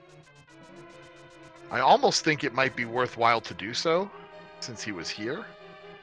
To Yeah, check unless the pedestal before going into, and maybe he's changed his mind along the way. I don't know if he checked the back. Did he check the back room the first time he was here? That's the Well, only other reason I could think he'd come here. The one check he has, yeah, maybe he did not do that. If he didn't do it, that would be a good time to do that and also check pedestal. And also do a pedestal check, yeah. Well, we're going to find out really shortly here. Yeah, okay, he did not do this room. Yeah. Now, Ninban has done this, so that might play into his decision-making process as well as to whether or not he does a pedestal check. It's looking awfully like something is going to be there on the pedestal, but... And Hyphenated is going to go do the check. There's no other reason for him to go back here unless he straight up forgot what's required. So what are we going to find, do you think? I think it's going to be the Fire Rod, to be honest. I think that opens up a lot of potential areas. There's so many checks in Turtle Rock that'll give us our bow. Fire Rod, I think, is the more fun for both the viewers and the commentators because it will require you to do everything in Turtle Rock, most likely. Whereas bow is just 2 quick dungeon bosses. Ooh, manages to avoid the mirror block there. Good work, Hyphenated. And let's see. Yes, it is. Fire Rod. So the runners now know. That's bad news for Ninban. He didn't kill Cold Stare on his first run through. He will probably kill Vitreous here just because he'll have to get that last item. But does mean that he'll have to dip into Ice Palace again and Thieves Town, whereas Hyphenated is really only going to have to do Thieves Town. So now I really hope Hyphenated actually does a full clear of Ice Palace because he could be thinking, okay, I just need to go kill the boss because of what Fire Rod unlocks. Mm-hmm. That's absolutely true.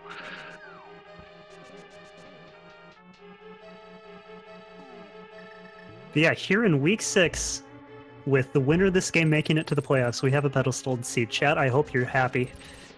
1 hour 26 minutes, 1 hour 25 minutes finding out that it's a ped seed. And it's got to weigh heavily on both of the runners' minds once they find this information out. Like, am I the first to know this? Has my opponent been making the gut check call to just clear pedestal dungeons or pendant dungeons while I haven't been? Ninban, of course, now heading up to Vitreous. Yep, yeah, it's really tough to say whether or not either runner thinks they're ahead or behind. And Ninban found a couple items like Flute late, but because Flute, well, as we're about to find out, actually wasn't required at all, it's hard to say. And Hyphenated, he's obviously been playing really well, but anytime you have a pedestal seed, you just gotta wonder. Yeah, well, they would have had to go to Misery Mire, actually, so Flute was... Or, sorry, yes, you're right, because pedestal. Because of but pedestal. not for item. Yeah. Oh, and we're about to see something interesting here. Ninban throwing his Ice Rod there.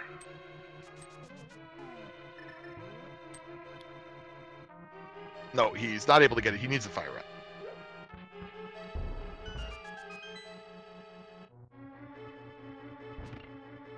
All right, so Hyphenated is going to do the full clear strategy for Ice Palace, and that's a very good thing for him. Yeah, I think a lot of runners just kind of always do the bomb jump, and so it's the path that they know best. I'm wondering if that's just... It is a small time save, you're absolutely right, to keep the orange pegs down. Yep. Yeah, I know, I believe Ninban does some NMG running. I don't know about Hyphenated, so that could also help explain why that happened.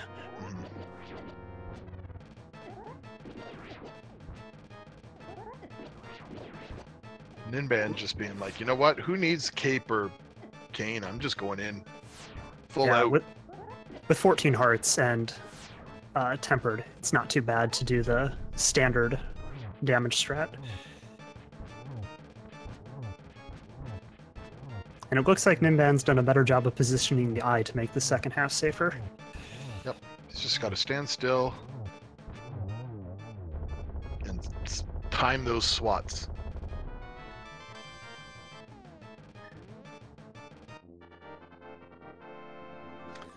Alright, so I imagine Ninban's about to go find out the bad news at Hut. And at that point, do you think he just goes and full clears Ice Palace and Thieves Town to get the boss, not even checking pedestal? Yeah, I'm curious to see what he chooses to do here. I think from a We'll time know right perspective, he away. needs to. Because he has nothing else to do in Skull Woods. He was the one to check back. He's going to go turn in his green pendant. That makes sense. Yep. Both of the runners have fake... I think they both faked... Yes. They actually did it at almost the same time. So...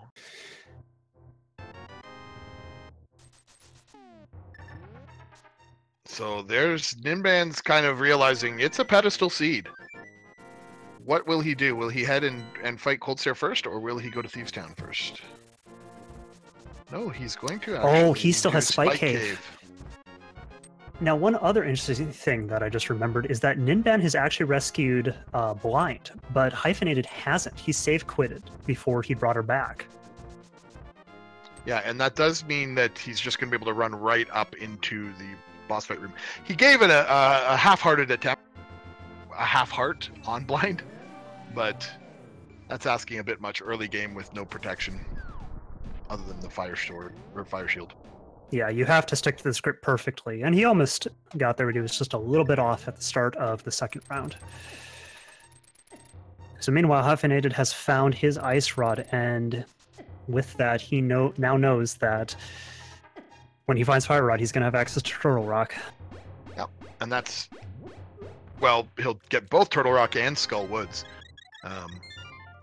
So that's two of the four remaining... two crystals of the four remaining.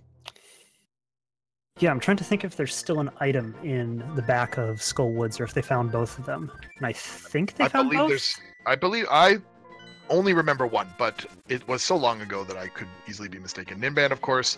Yeah. Returning to Ice Palace here. And we have our first Cold Stare Heart about to start. With this item set, it's not too bad. Tempered makes this a lot easier.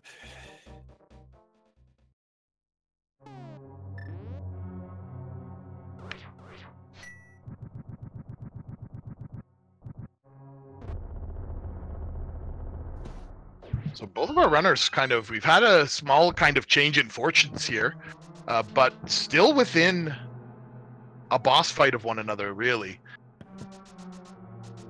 So oh yeah, this race is super close. Yeah, it's anybody's game. It's going to all come down to execution in the last few dungeons. If they find the bow before going up to Turtle Rock, that would probably be the only thing that helps. If there is still a bow left in Swamp or Skull Woods, if there is still an item, that would probably be a very nice thing for our runners to find. But oh yeah, go mode Turtle Rock. Go mode Turtle Rock isn't really that much faster than full clear Turtle Rock. You don't have to go to the lava island there. And yeah, it depends a lot. You don't have to go into Mimic Cave. Yep, it depends a lot on the key location. If stealing the key allows you to skip Laser Bridge, that's obviously a really nice thing, because Laser Bridge can be very trolly. Yeah, well, with our runners, with both Kane O'Brien and the Mirror Shield, I would anticipate that they wouldn't have a hard time through the Laser Bridge. It's just time. Exactly. Yeah. So Ninban back, and once again nailing Bomb Jump, and this time it's definitely correct as he's heading straight to the boss. Meanwhile, Hyphenated has to go re-rescue Blind, and this is one of those things Ninban has already done.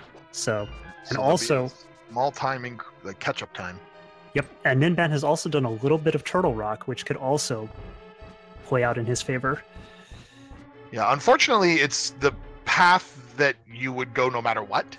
Yes. So it's really not. It's really just a couple of checks that you have to make, and it's along the way. I suppose he can fly quicker through the Chain Chomp room, which would probably save him some time.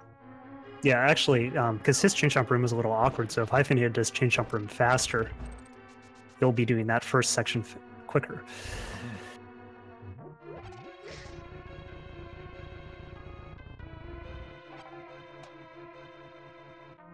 Yeah, So for these runners, it's really turned into a straight-up execution map now for them. They know exactly where they have to go and in what order is best to do so.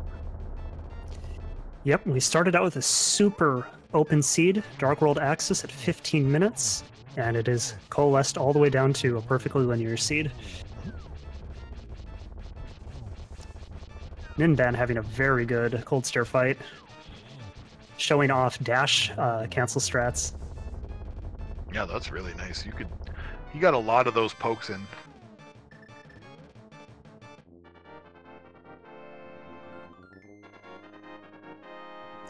So by the looks of things, Hyphenated's going to get to check Pedestal just a little bit ahead of Ninban as he's starting up his blind fight.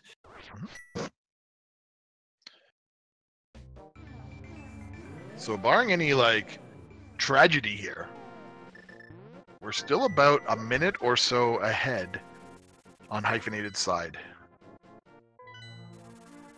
Yep.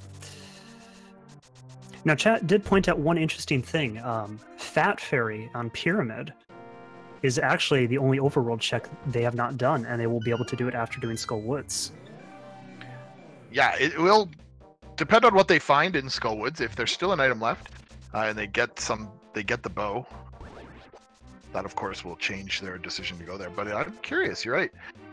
I think if they remember, you kind of want to make that check before climbing all the way up to Turtle Rock. But it could slip their mind.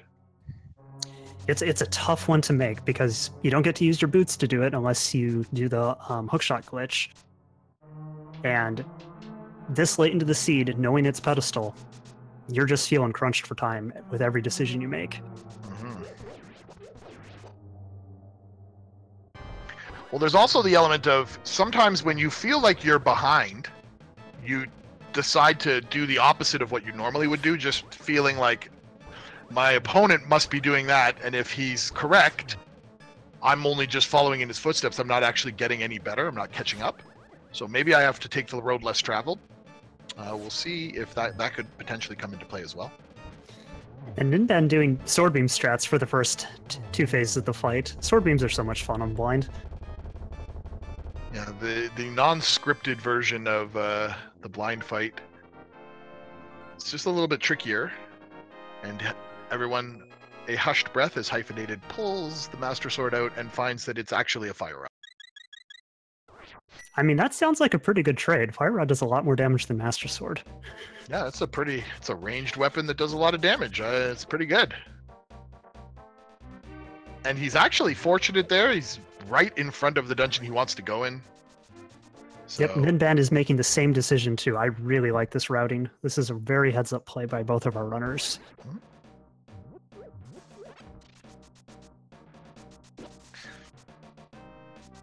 Yep, and of course they have a choice. They could potentially go for the chest first and Mothula second. In reality, it's almost always better if you have the ability to kill Mothula first. Yeah. Just to see if you get the item. You're gonna have to kill Mothula anyway, no matter what. Yep, the only time perhaps it's not as if it's a pendant dungeon and you don't have to do pedestal. Or if there's if you haven't found an item yet. I feel like that's... Two.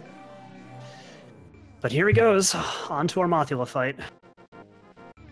Everyone's favorite boss that can't take damage when it's touching spikes. So what's interesting here, Ninban getting a bad mirror, unfortunately. Ninban doesn't really know directly what he's going to find here. Hyphenated had already done a pedestal check, so he knew. But Hyphenated found the bow. Bow off of Mothula. All right. So we, at 1 hour and 39 minutes, are in go mode. Yep, Ninban throwing a few fireballs out there with his fire rod just to be aware, let everyone know of his displeasure at the seed. But it's going to kind of fall back into an okay situation as soon as he kills Mothula and gets that bow. He'll be able to finish off Palace of Darkness and Eastern Palace relatively quickly. Both of our runners. Oh no. Oh, Ninban gets grabbed. Ninban gets grabbed. He's just maybe a little bit on tilt about the situation. Got a couple of falls there. Yeah, the hand in this half of Skullwoods is so obnoxious. Especially because it has the ability to grab you as you're falling down a pit. But even with that, the rest of this race is going to come down to execution, and both of our runners have overall executed very well this run. Yep. Oh, that was close as well. But he does get through, and he'll be off into the fight in just a second.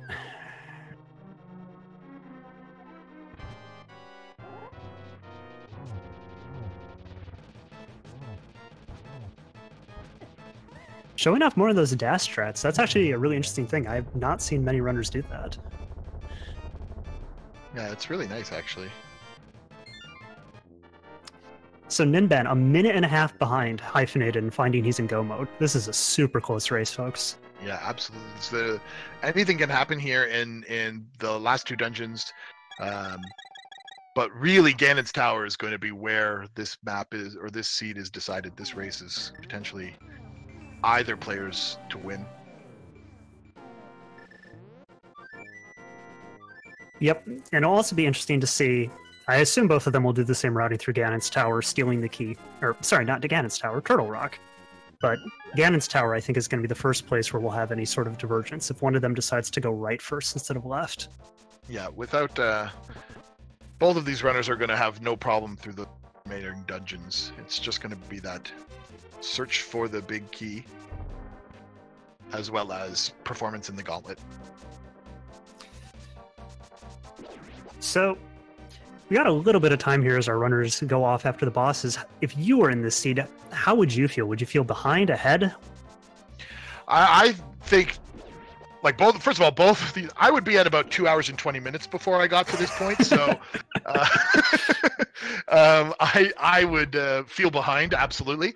But even for these guys, I have to guess that they are not happy with this turn of events. Ninban's throwing of the fireballs there definitely tells us a little bit about where his state of mind is. You got to feel like at your best case, you're neck and neck, as they are, and at your worst case, your opponent is climbing Ganon's Tower right now. So it can't feel good. It's got to feel stressful, and this is where you start to see small kind of mistakes in gameplay in the runners, like the things that they would normally be able to do, like blindfolded, become a little bit more challenging, perhaps. Like, just the nerves and stress get on, especially with the tournament bracket stage potential to grasp your way into bracket stage just a few minutes away for both of the runners. It's got to be as stressful as they're going to have in this tournament so far. Oh, definitely. No one, especially with this being a 2-week long week, however that works. I mean, you have a full week and a half to just think about this loss before your next race, and no one wants to be doing that. That is going to be, for one of our runners, a heartbreaking situation. And for the other, they're going to feel real good about how well they played, knowing that their opponent, who's a strong player, played in the same general fashion. I'm sure when they rewatch the stream, if they choose to do so, and they see the choices that they made and how they held up against the opponent's choices, they're going to be comfortable having been the victor. Whereas the loser, the person who's defeated, is probably just going to see all these small little decision trees that they could have worked on, and that's going to play into their thought process in the next round. Absolutely, without a doubt. Definitely. And I do think both runners had a few routing decisions that were maybe a little questionable, but overall, they've done an excellent job of navigating what has been a very difficult seed. Yeah, and you could pick apart decisions, like Ninban's idea to just get out of Ice Palace after finding the ice rod. It's not the wrong call at the time, when he made it. It's a risk, absolutely, and he's going to watch this and or reflect on this playthrough and think to himself, like, that's it. That's what cost me the game. But again, with Rando, you never know. There's no way for him to believe that that's what was going to happen. Exactly. And I mean, there's one other thing with version 29. The dungeons do have a little bit more weight. So it could also potentially be correct to maybe start checking in dungeons a little bit sooner with some overworld locations still open. But again, it's all about preference. So Hyphenated finishing off Eastern Palace has only Turtle Rock to go. Ninban just entering Eastern Palace, so you can see just how close. Really, less than 2 minutes difference between these two runners. Yeah, this is coming down to the wire. Now, both runners, of course, no matter what the outcome is, still alive in the tournament. The person who's defeated will have to win their next matchup to guarantee their spot in the final bracket stage. However, as well, because of a number of drops and people who have withdrawn from the tournament, there will be some 4-3 players who do have the opportunity to play in the bracket stage. The tiebreaker, I believe, is going to be decided by opponent's win percentage. So if you played stronger opponents, there's a better chance that you're going to be one of the 4-3 people who make it through. Yep, I believe that is right. This is also a great time for us to plug the people who have made this possible. If you've enjoyed this race, please give a follow to Ninban and Hyphenated, our two excellent runners here. They're the ones who without them we wouldn't be able to do this. And well, they've done an excellent job, and I'm sure they'll be fun to watch outside of this tournament. Yeah, absolutely. These people, all of the players who are participating in the tournament, you know, if they weren't here, there would be nothing for me to watch on Twitch for all of the last 7 weeks. So I'm pretty happy that they've done this. As well, every single person who's participating, you know, if you like somebody or if you see something exciting or fun that you'd like to get to know what they do a little bit more, they will greatly appreciate your follows, I'm sure of it. All right, so Hyphenated is heading into Turtle Rock, and Ninban has finished up his 6th crystal. Interesting enough, Ninban does get to save a little time because he's already opened Turtle Rock. Yeah, it's going to be interesting. Like, this is the last possible, like, they're going to just pull slightly more in line with one another. Except for the fact that Hyphenated is most likely going to go the traditional route here in Turtle Rock, which Ninban has to do as well because he needs to go pick up a key from the fire torch room. And so Hyphenated, it seems like it's an advantage for Ninban, but it's really not going to play out too heavily because he has to do the same pathway that Hyphenated is doing right now. Indeed. Yeah, the thing I'm going to be really interested to see is if either of our runners decides to forsake the typical Ganon Tower check of doing most of the left side first and feeling behind and decide to gamble on right side. Yeah, if they find that key or 1 or 2 keys in that first area, like, it might give them the opportunity to think, well, I got to try something here. Let's see what happens. But we'll see. So big key and small key there for Hyphenated in this room. That'll allow them to skip the lava island and be able to steal a key from the Pokey. Yeah.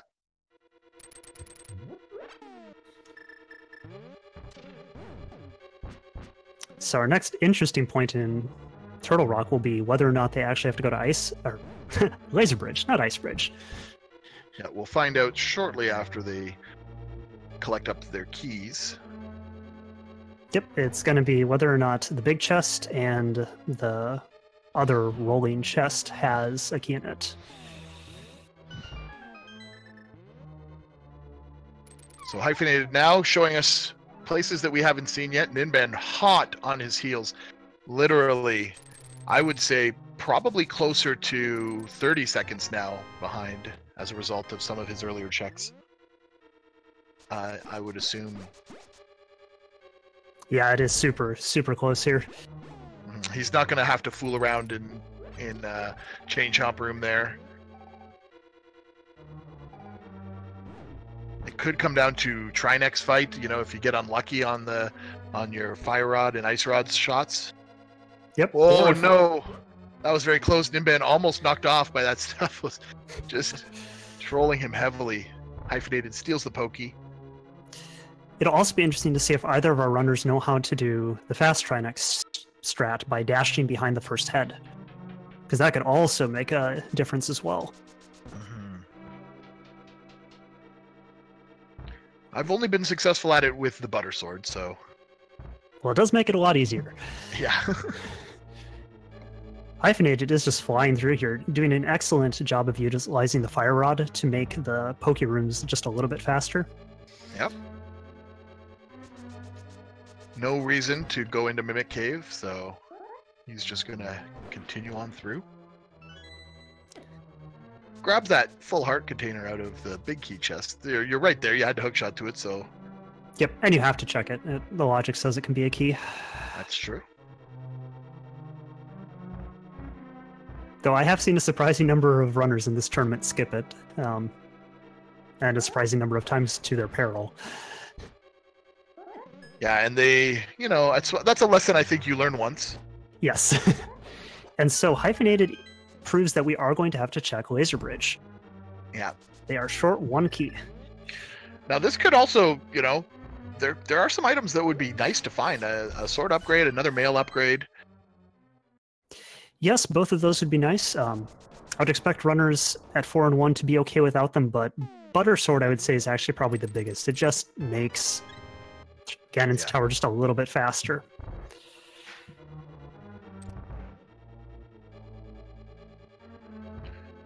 So now, do you start at the bottom and make your way up?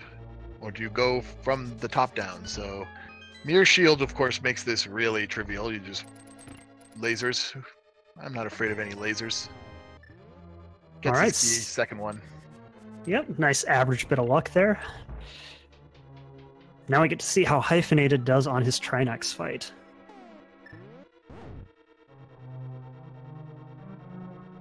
Oof. Gets stymied by the pegs there. Yeah, that looked like a good setup, but I guess it was just a little bit off. You know, every second is going to count here, so...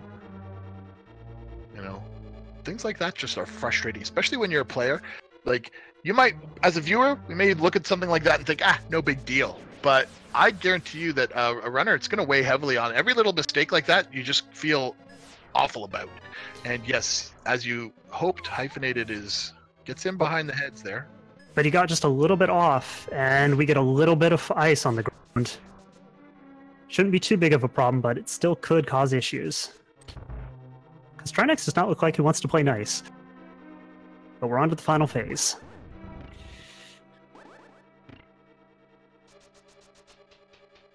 Ninban hot on his heels. And just Hyphenated, about to enter the Hyphenated, Hyphenated does an excellent job of spins and getting those slashes in. Trinax doesn't even get the chance to turn around. And with that, Hyphenated now has collected all of the necessary crystals to open up Ganon's Tower. So, ladies and gentlemen in chat, if you'd like, we're on the ALTTP Randomizer channel, so we don't have access to the Big Key game officially, but of course we always want to play it no matter what. So get your guesses in now between numbers 1 to 22. Where will Hyphenated find the Big Key in the tower? How do you think? What are you looking for here?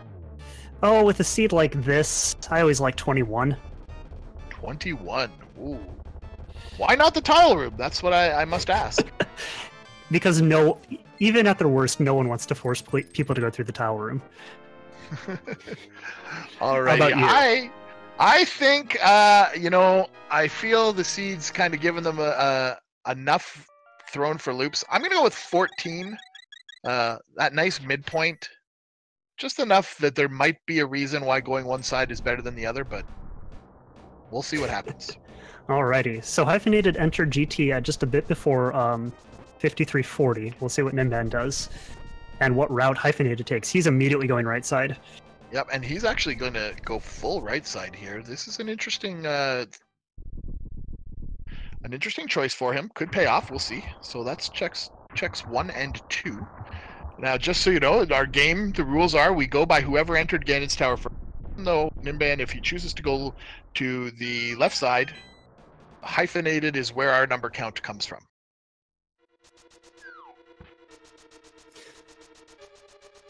And Ninban going full on left side.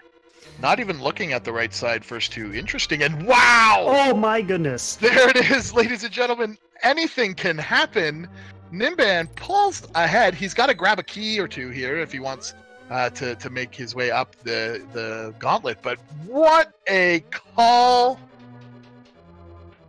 It's as if he had a psychic premonition. That's insane. This is going to feel bad for Hyphenated. He's going to go in there and he's actually going to think to himself, you know, I'm in pretty good spot. But unfortunately, it's one for Ninban, but the official winners will be those who have selected 6, I believe, right? There's 2 plus the 4 in... 7, right? What's the 7? The 2, 4, and then... which is 6, and then... yes, of course. So this was 7. Yeah. Math. But so...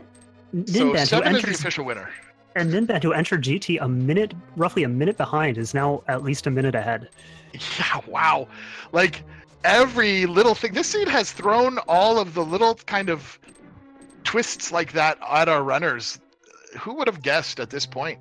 But that is the way the game is played. Everybody signs on for this exact thing, so...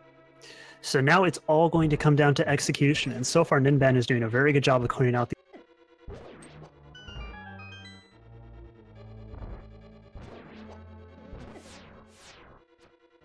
But Hyphenated is not looking to give up either, and quickly racing after Ninban. Yeah, the gauntlet can be a make-or-break moment for any runner. Unfortunately, Hyphenated just getting trolled there by the bones. Yep, Ninban onto the tricky ice rooms, but is making quick work of them with the use of his fire rod. And we will forever leave Bob floating in the bottom of Ganon's tower. Oh, that's actually bad for Ninban. Missing that powder actually put him in a very awkward spot for the start of Lamolus. Mm-hmm.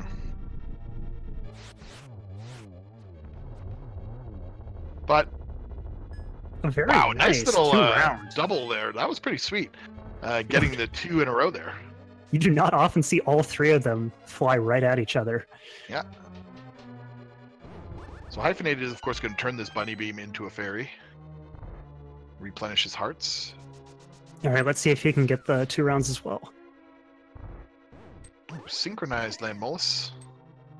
Oh, Ninban missing completely on the first one cycle, like his attempt to 1 cycle. That's going to throw these Wizrobes all out of sequence. Basically turning what is normally a 1 cycle thing for a runner of this caliber into 3. But Hyphenated had, unfortunately, a pretty poor landmost fight. It took him 4 phases to get the 3rd one down. Yeah. And as I said earlier, like, this is the consequence of feeling like it's gotta be close. And with the turn, with their bracket stage access on the line, the palms are sweaty, knees weak. Ninban successfully does not despawn the tower. Now, one other interesting thing is, do we know if either of our runners have any health potions left? I believe Ninban has a green potion, but I think he's... That might be all he has. He does have, of course, powder. He's going to run past some anti-fairies right here to convert. Yep, he will if he enter... Wants, he could grab one and net the other, but no, he's going to grab both. Oh, red mail. Red mail. Just to make things a little bit easier. I like that. Well, now, outside of a Ganon fall, I would not expect our runners to die. I don't know. There could be room for the revenge of Trolldorm, but no.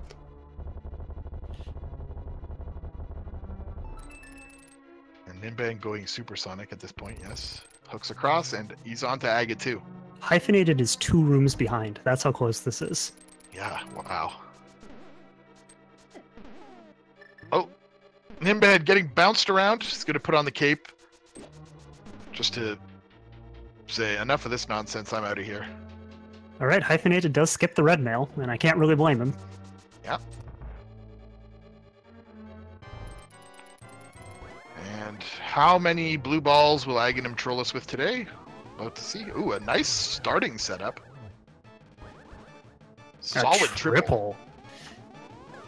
Of course, our runners are going to enjoy the same RNG. Oh, that almost potentially for a 2 triples there. But the blue balls gives us very nice 3 phase, or 2 phase. Yeah. 2? 3? I can't count. 3 it is. It would have been a free triple. But Aga blue balled us. And here's Hyphenated on his Agam fight. So let's see if he gets the same. Oh no! Unfortunate for him. The spins there when they're perfectly in line. Not the best choice there. Oh, that's unfortunate. He's going to have one extra phase, but he still should be able to knock it out right here. And there it goes. Okay. But he really doesn't want to see those extra phases at this point. Like, that's just not what he wants to see. As he dances around, he's got to feel like, I wonder if they know in their heart of hearts that their opponents must be literally within seconds of them. On a full, basically what amounted to a full, complete clear at 2 hours. Yep. Ganon's actually being really cooperative. Good positioning and very few teleports so far. This is going to be a fast Ganon fight. Yeah. It'll come down to if we can get some doubles or the elusive triple on the silver arrows. Well, at this point, I think Ninban would have to fall for Hyphenated to pull ahead, but we'll see. Anything can still happen on Ganon.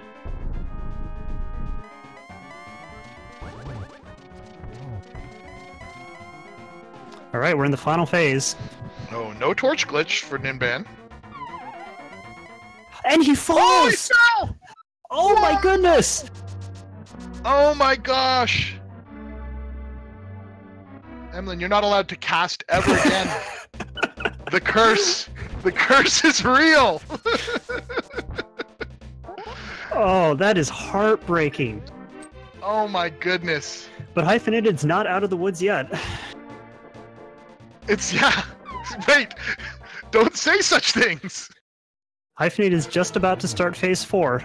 Wow, ladies and gentlemen, the end sequence of this game has seen it all. We've had two impressive lead swaps, all within Ganon's Tower, based on just dumb luck or the lack thereof, depending on your viewpoint. Hyphenated gets the torch glitch. He's gonna miss the chance for a double there, but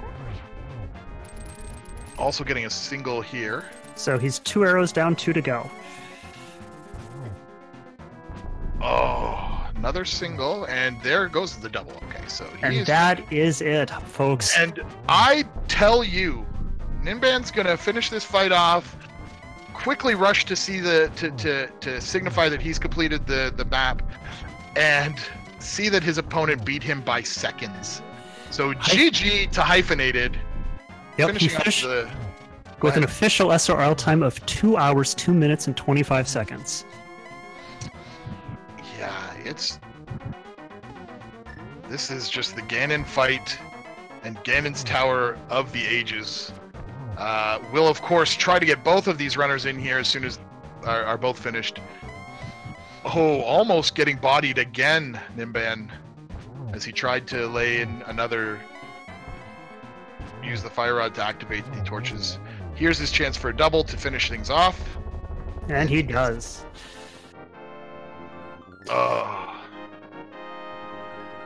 Wow, that's got to be less than. That's going to be less than a minute. We'll know in a few seconds the official Speed Racing TV time for Ninban as he dashes through the doorway and completes the race with an official Speed Racing TV time of 2 hours, 3 minutes, and 17 seconds. A tragic turn of events for Ninban.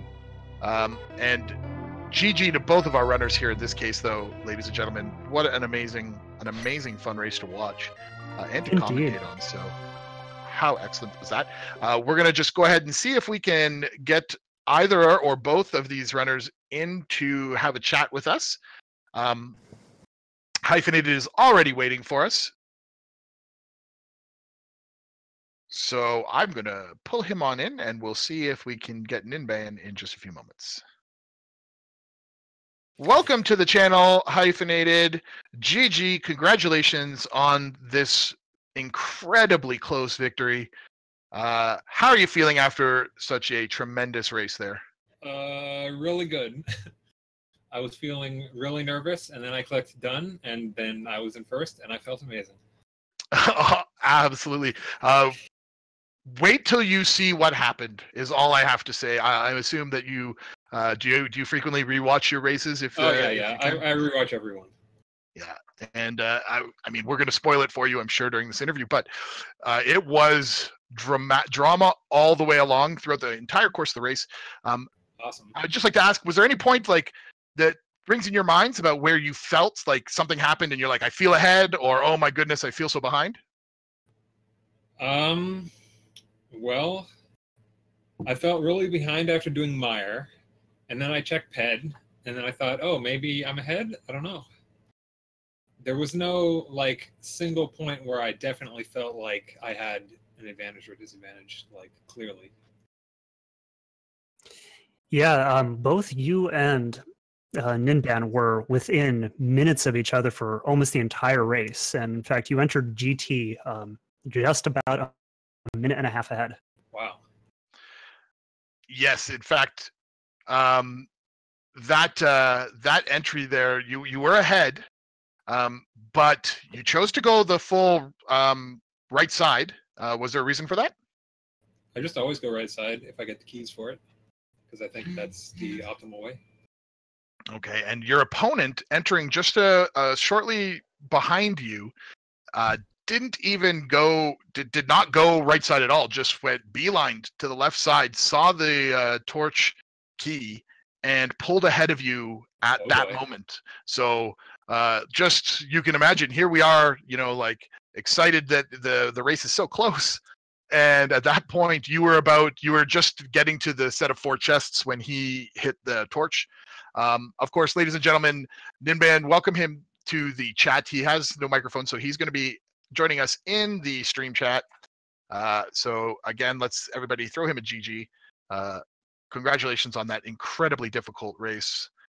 Very stressful. So good work completing it, making it an amazing race. And unfortunately, the turning point after having swapped positions, I would say 3 times leading up to Ganon's Tower, and then of course once early on in Ganon's Tower on that torch key, taking the fall on the Ganon fight and making this the race, that the result that happened. So big GGs to Ninban as well. To jump back a little bit, so you guys had Dark World access super early, 15 minutes. How'd that make you feel? Like, do you really enjoy having these wide open seeds? Yeah, for sure. I always like to get in the Dark World almost as soon as I can. I usually take the same route too. I just go in by the village and then try to sweep to the south from there. After I fluted to 3 to get into the Dark World, I think at one point, I realized I probably should have done Hype Cave first. I just don't do Hype Cave first very often. Mm-hmm. Yeah, and it turned out to not really be a significant factor, since it didn't really have anything as well. I know that Ninban is in chat, and I do have a question there. He went into Ice Palace and completed the dungeon, grabbed the ice rod, and elected not to complete Cold Stare at that time. Just wondering if he wants to share his thoughts on that particular decision, to see if he had a specific thought going through his mind as to why he chose not to finish that fight. If you'd like to share that.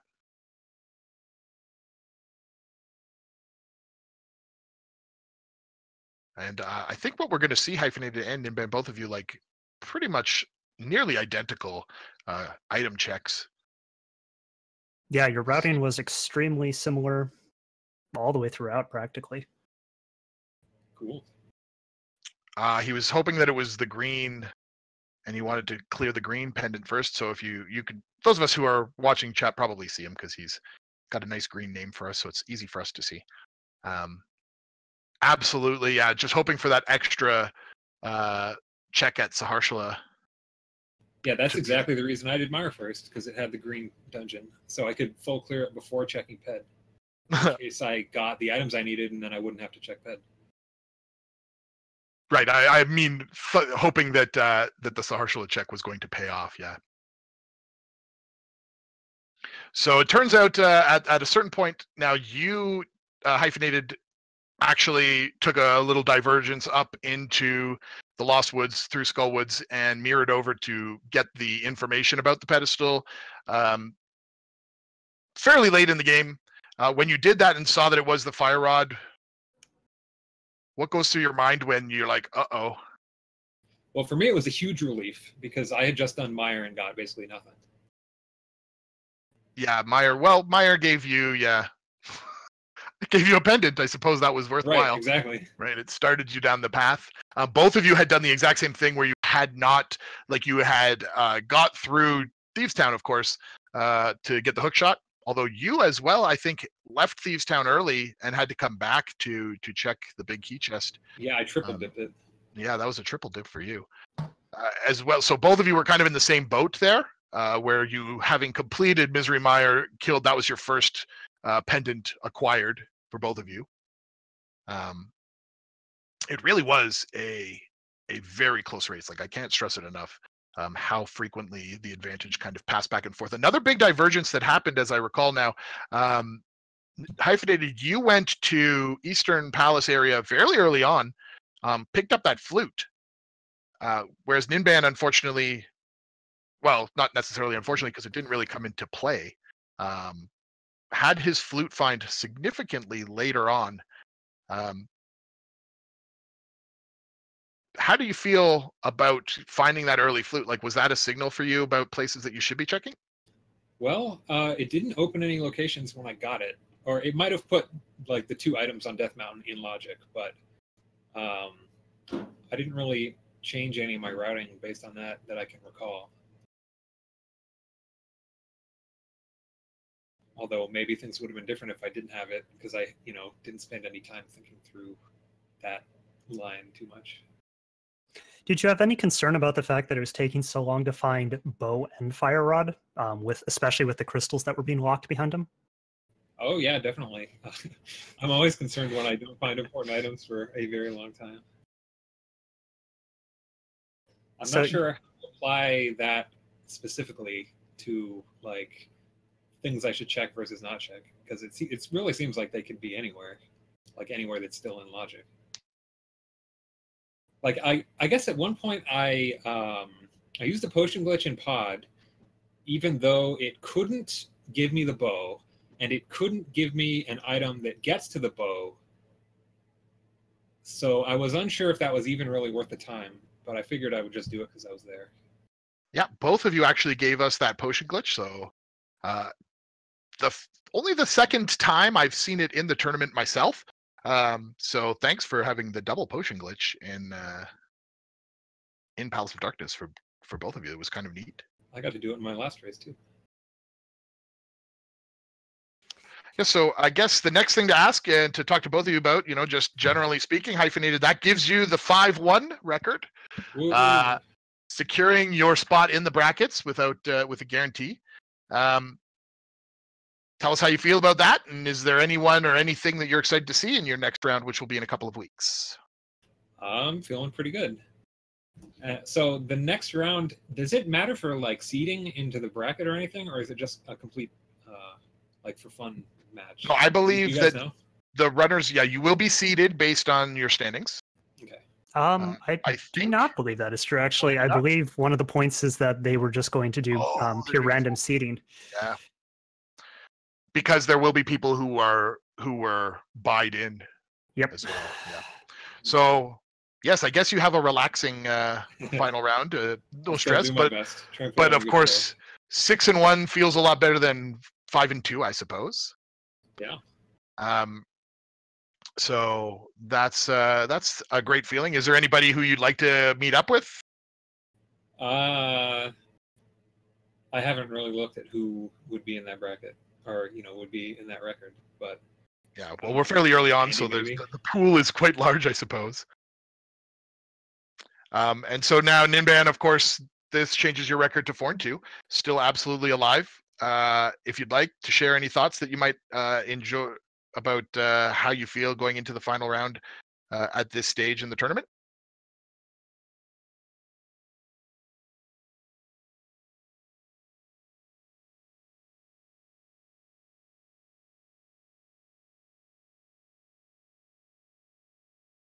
Ninban throwing down, going to trash his next opponent. Excellent.